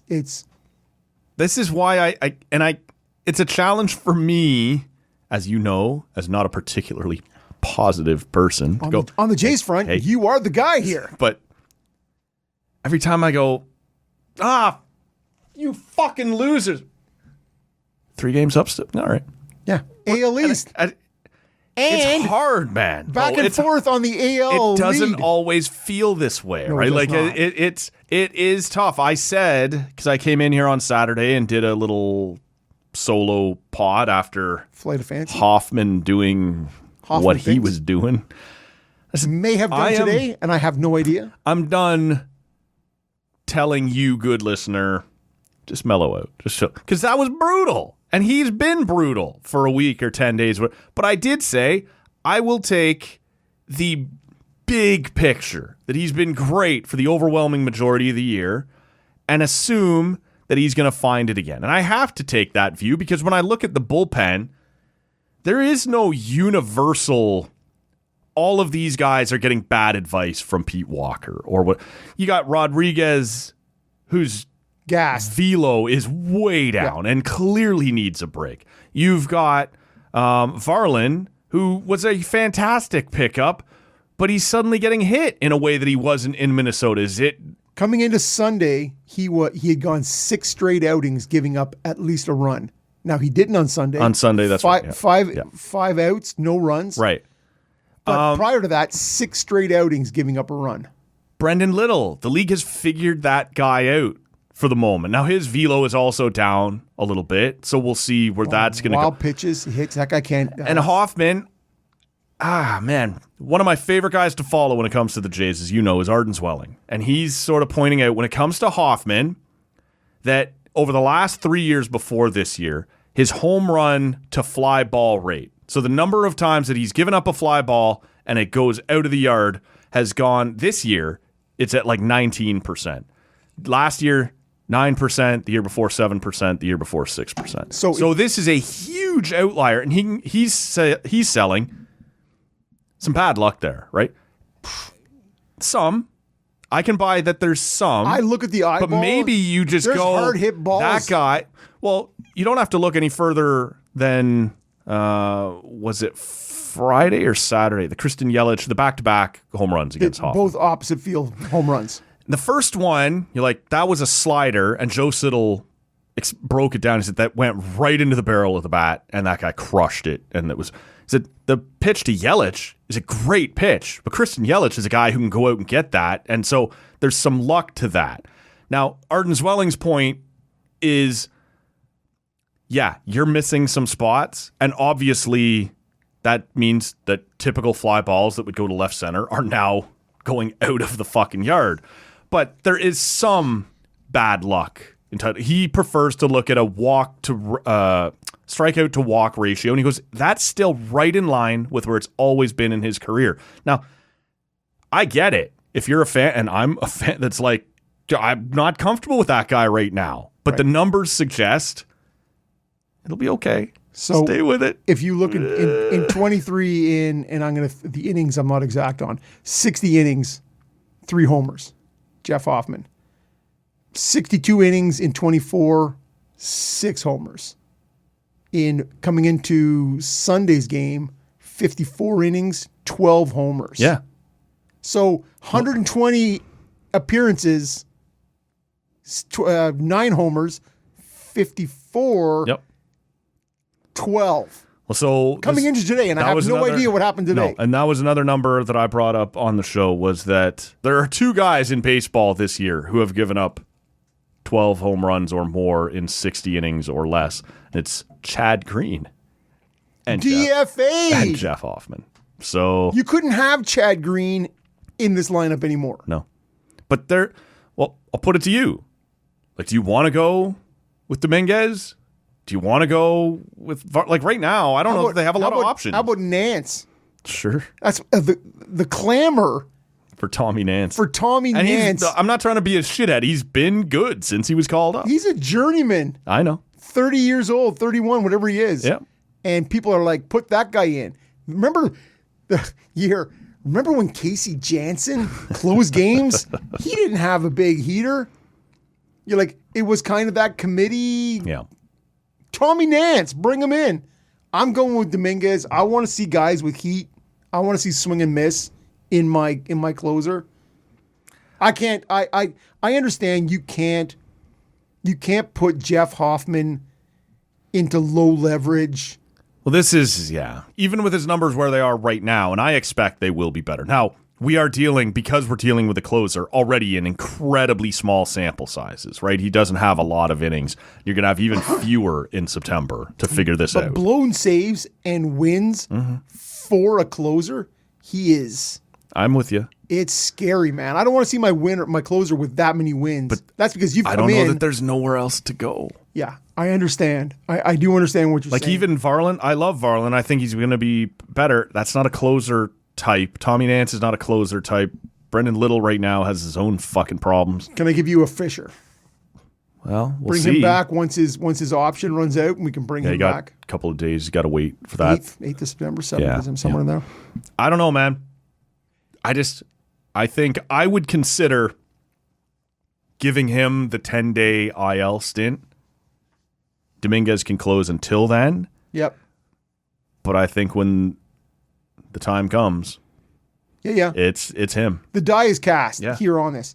And the other thing I said is, if you were impressed after the trade deadline, if you liked this bullpen after the trade deadline, don't bail out after 2022. Okay, how much did you know about Louis Varland and Sir Anthony Dominguez prior to?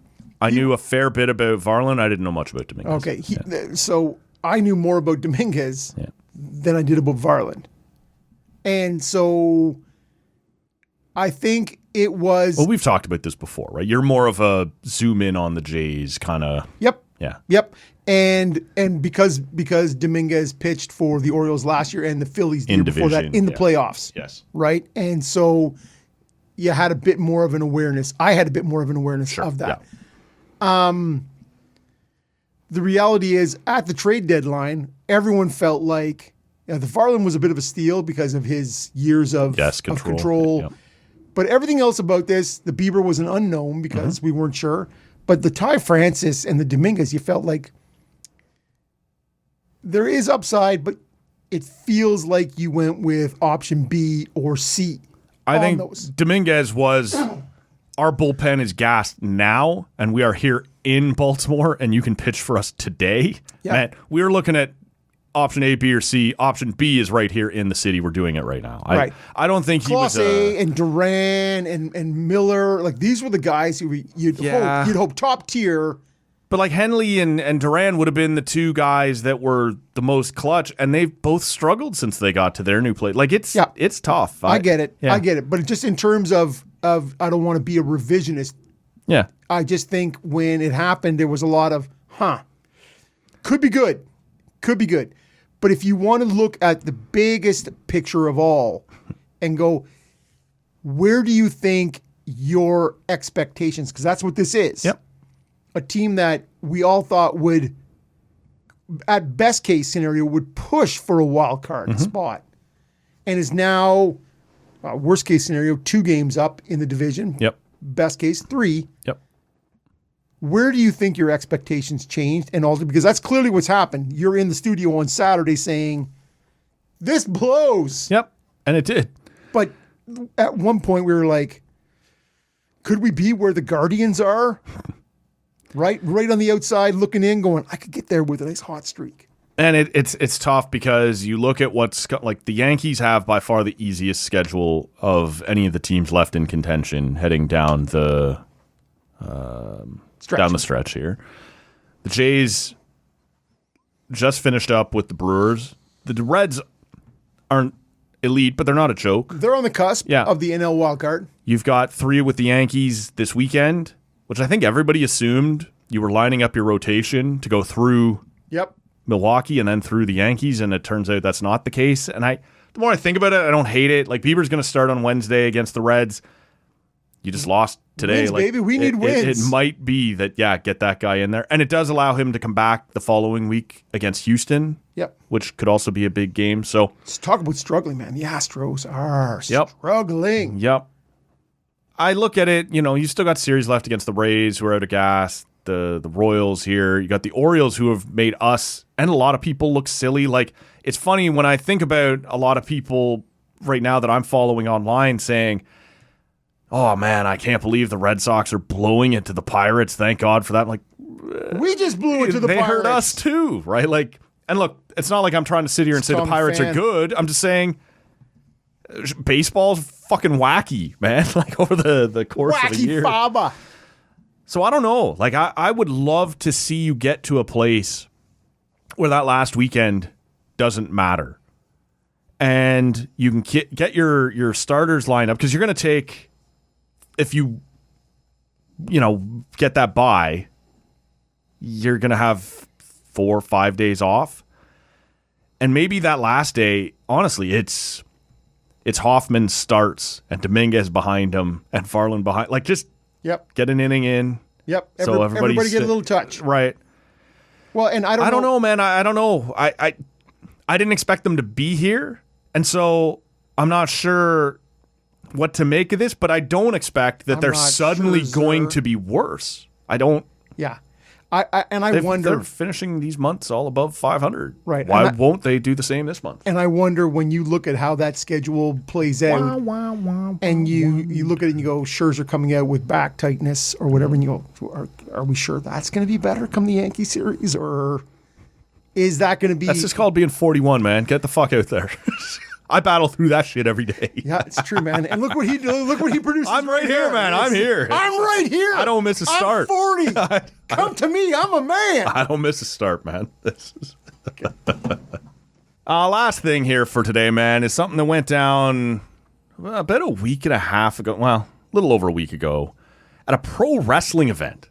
So I know you're going to be all in on this. Because next we'll be talking about the Tooth Fairy and the Easter Bunny. Mm-hmm.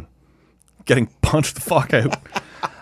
It's a pro wrestling event, and son of legendary UFC fighter Quentin Rampage Jackson, Rajah Jackson, is going to take part. Now, he's a mixed martial artist. He is not at a Bellator, UFC, level like that. He's in whatever the minor leagues are. He's a Nepo baby of MMA. But it wouldn't be the first time that mixed martial artists are brought into pro wrestling. Your Ken Shamrocks, your Tank Abbotts. Right. Tank Abbott, nice. Dan Severn. Dangerous Dan Severn. These Dan are the old Beast, school. Yeah. Brock Lesnar. Yeah. Brock Lesnar. Yeah. Well, I know, but he's back and forth. Yeah. Weaving in and out. Yeah. So what happens is CM Punk. Yes. Mixed martial artist, for sure. Mickey Gall just tearing him apart. Yeah.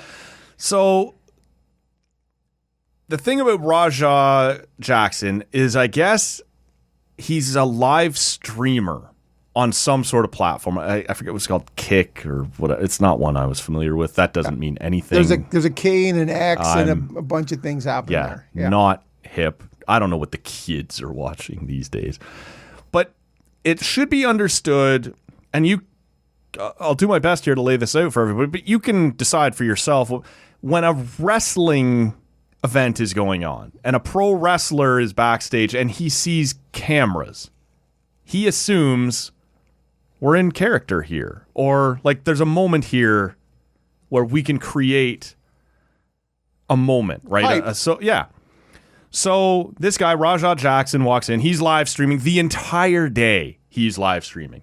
The guy he's going to fight, Psycho Stu, who I've never heard of. Again, this is all very minor league stuff. Stu Smith. He comes up and he crushes a can on the guy he's going to interact with later that day on his head. Now, anybody ever crushed a can on your head other than you? Have you crushed a can on your own head? Has anybody? I've broken a beer bottle on my head. That's worse, I think. It seems worse. There is a way to hit someone in the head with a beer can, a pop can, where it makes a nice noise, but everybody knows that didn't really hurt. But if you hit them straight end on end, bottom or top. that's going to fucking hurt. It is. So this is not. So Stu does this because he sees the camera for that guy's channel and he goes, that's going to build up some extra heat later. We're not wrestling, but this guy's going to come in and attack me, and this will help build the reason as to why he's going to attack me. And when the cameras get shut off, Rajah Jackson's pretty pissed that this fucking guy just walked up and smashed him in the head with a beer can or a pop can. I get it. But Stu's like, we're backstage at a wrestling show. There was cameras on. I assume we're good. And he doesn't. Now, he does find out before the segment, hey, he didn't like that. He's pretty pissed. So he goes to him a few times and apologizes. Yeah. So now we get out and we're in the ring. And Stu has had his match, and it's time for Rajah Jackson to come in and interfere and fight to set up a future match. Like we've all seen 1,000 times in wrestling. At least I have. But he picks the guy up, Jackson does, and instead of giving like a pro wrestling slam, he basically drops him on his head. And so he's already kind of stunned. Dazed, yeah. And now Jackson jumps on top of him, and he's feeding this guy 10, 12, 15 real punches. 22. Fuck, man. To the face. And it takes a minute for some of the other wrestlers who, A, are programmed to stay in character. Like, I don't want to... I'm a bad guy, you're a good guy, which one of us jumps it? But also, I'm expecting to see fake punches being thrown, right? It takes a second to understand this guy is being beaten the fuck up for real. His cheekbones are broken, his teeth are knocked out, he's bleeding from the mouth, and now all of a sudden we have to break character, essentially, right? And jump in and try and pull this guy off. This is like the cardinal sin in pro wrestling is we're all just here trying to make a buck, right? I'm standing with my back. I take care of you, you take care of me. This is it. And frankly, for people who don't follow like we're talking ice dancing. Yes, like, of course. Yeah, pairs. Right. These sorts of... We're working together. Ballroom dancing. I'm going to throw you at the right time and what... So... If I'm standing in a ring and I know the plan is that you have snuck in the ring behind me and I can hear the crowd getting louder and louder, and maybe you've kind of given me one quick word to let me know you're there, and I slowly turn around and I know you're going to throw a soft punch and I will drop, right? Like I've trusted you to, but you actually blast me in the face. That is the go fuck yourself moment in all of nobody trusts you anymore. Nobody hires you anymore. But this is a guy who I guess is an MMA guy. He's still pissed. And I guess the other thing I should point out before handing it to you is the concept of the pro wrestling receipt. You and I are having a pro wrestling match, and I get a little sloppy, and I kick you in the head. You can tell it wasn't intentional, but you're pissed. That sucked, right? You're going to punch me in the head a little later on, right? And now we're even, and it's still fucked up, but it's part of the business, right? So this is one of the things that Rajah Jackson said, is that he was told you can get your receipt in the ring for this guy hitting you in the head with the The receipt never means beat the fuck out of somebody and break their face and break all their teeth and whatever else. It means, I didn't like that, here's an elbow, and now you both kind of go, yeah, all right, we're even, right? Like it's the code that you'd call it in other sports. Get your payback in the ring. Right. That's what it is. The receipt. Yeah. Yep. So, look, man, like this ended up on CNN. This was on TSN and sports. Now, like this became a thing, and you can paint it however you want. Dirty pro wrestling. Gross. And it's, yeah. But man, like for a guy, like I said, his dad is a legendary UFC fighter, and he came out the morning after and said, this guy was in an MMA fight. My son was a week ago and got a concussion. He shouldn't have been anywhere near this. And he's sort of he is being apologetic. He's trying his best. And defending his son. He's doing both as best he can. This is a fucked up situation. He shouldn't have done it. And here's why he shouldn't have been in there. And it was sparring. He got a concussion in sparring. Okay. He wasn't even in a match. Okay. So it's been fascinating to watch, man, as someone who likes both MMA and pro wrestling. And this is one of those moments that now paint wrestling, right? That step back and like see these guys are savages. And yet it doesn't paint Well, it actually MMA. But it actually paints the wrestling as more the professional. Well, this is why I wanted to ask you, as someone who isn't overly neither one of us is familiar with Psycho Stu or Rajah Jackson, but Right. what was your takeaway when you saw it? This was in the Star last week. In Toronto. But to me, it comes down to, I've been much more of an, especially as an adult, of an MMA Sure. fan than a wrestling, and I kid and I joke and I poke fun at men who continue to Get in their underwear and pretend to fight. Yeah, love that. and so and I loved it as a kid. Yeah. But just what you've laid out is the code of what is entertainment Right. in wrestling. Whether I like it or not, it's an athletic, it's a physical form of theater. Right.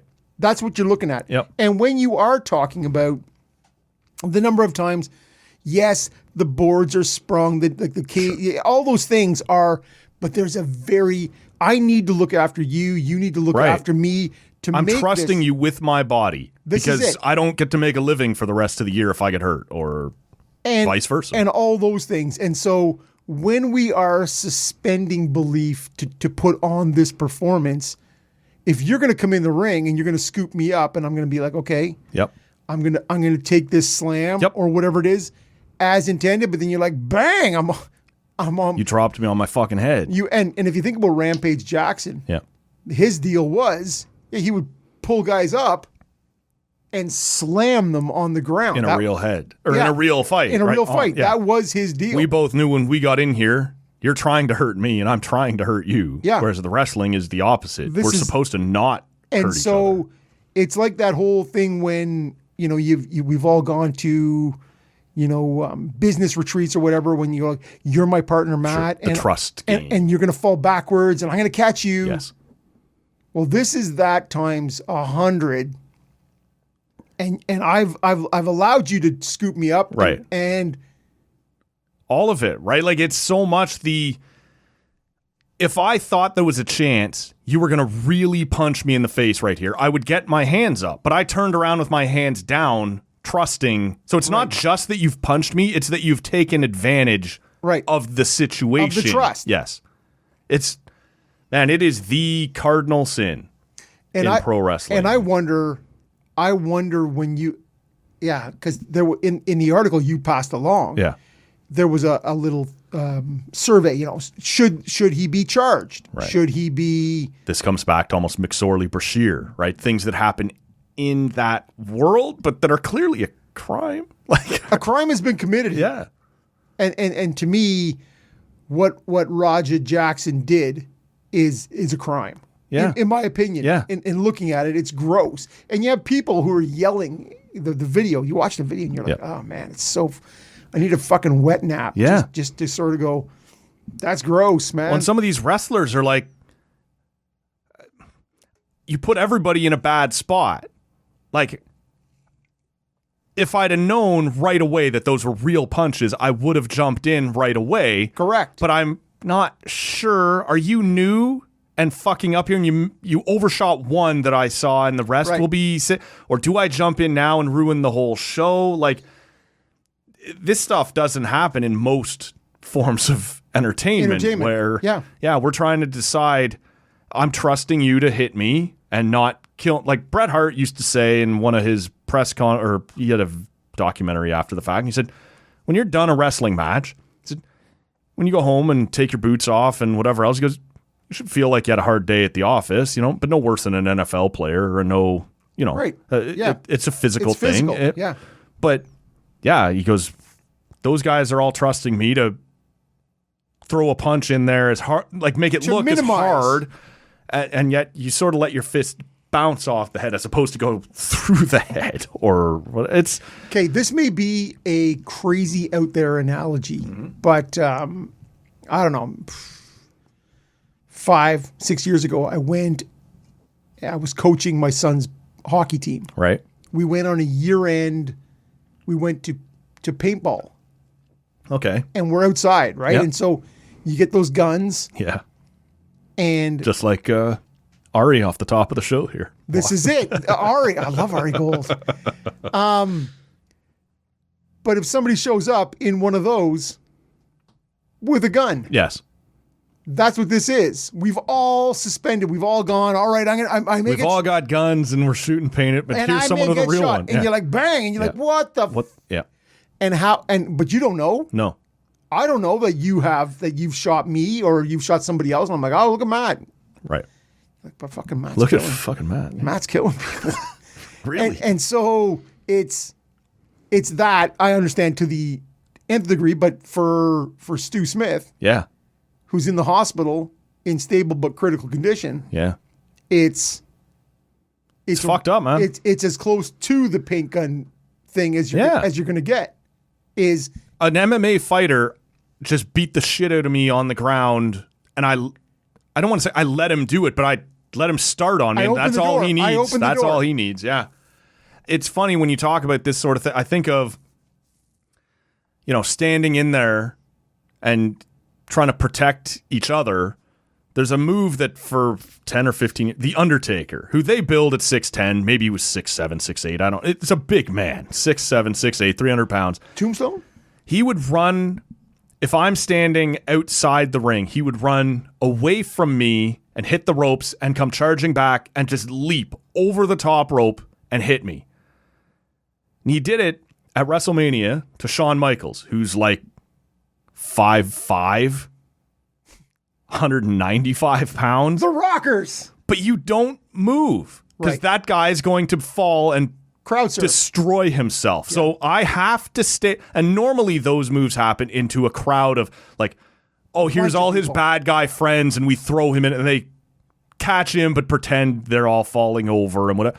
This is 6'10", 300 pounds diving into 5'8", 200 pounds. Yeah. And you don't move. Like, this is how serious those guys take it. I'm going to cushion your fall. I've committed with to this. my body. Yes.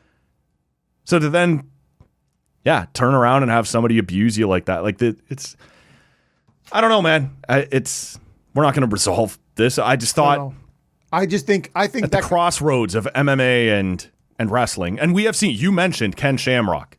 He came into WWE and was one of their biggest stars for like 3 years. Dan Severn was in. Brock Lesnar was in.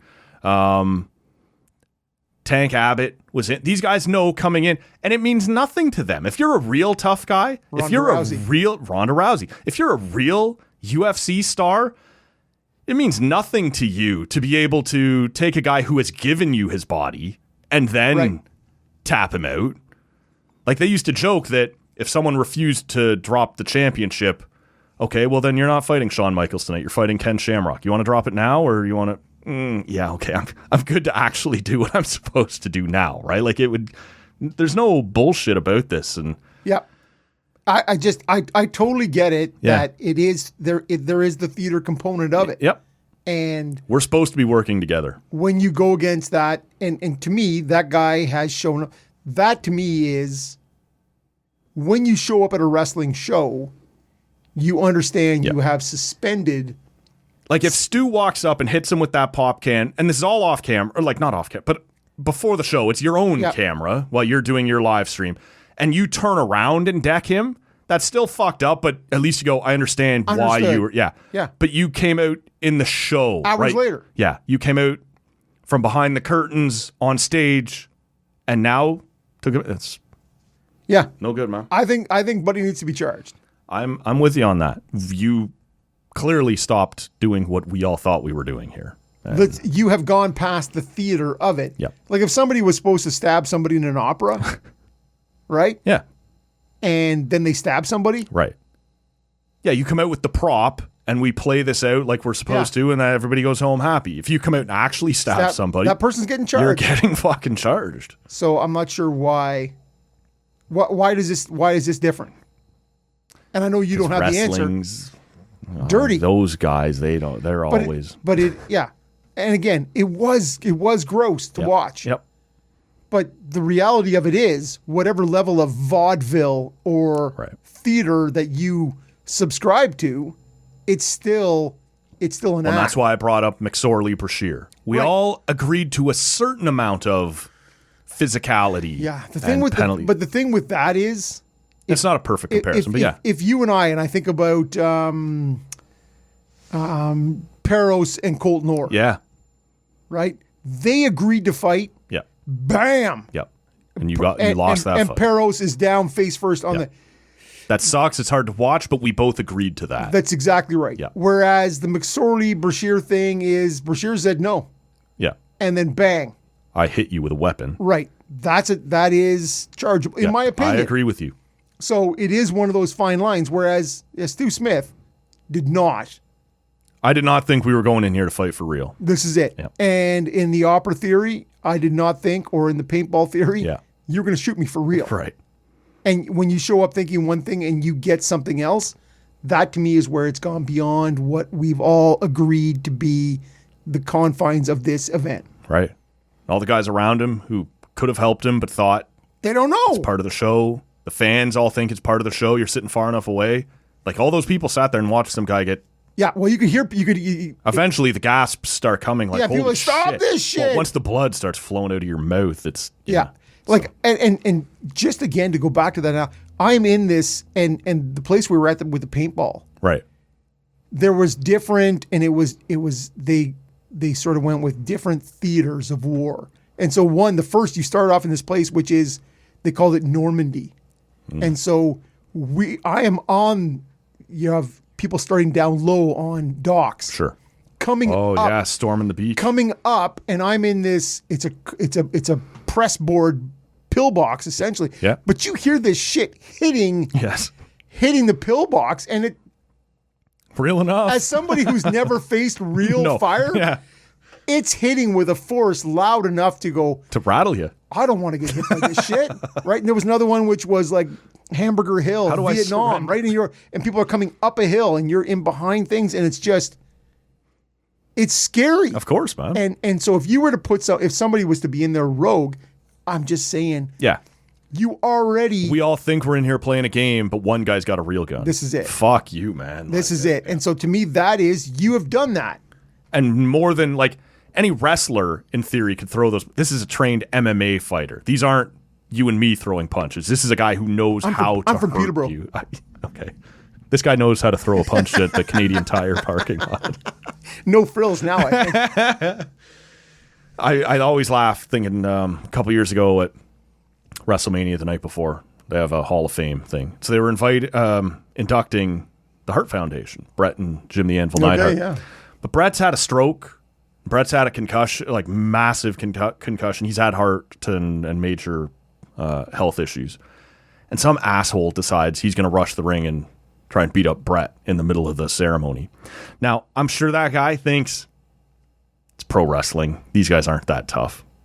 And even if he's right, in this, so he runs to the ring and guys jump out to try and get him before he gets to Brett because they know just a fall for Brett is problematic.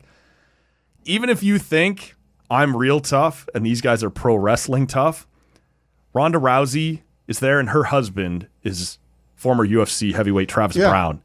And he gets to that guy before any of the wrestlers do.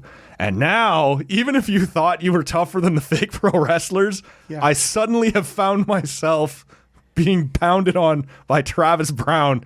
Well, and it's gone poorly for me. Or Ronda's got me in an arm bar. Ronda herself could have fucking killed that guy, but it's great, man, to see. How's your elbow? Yeah. Snap. Not good now. Eh? Not good. Bad luck, man. Yeah. So we'll wrap it up here.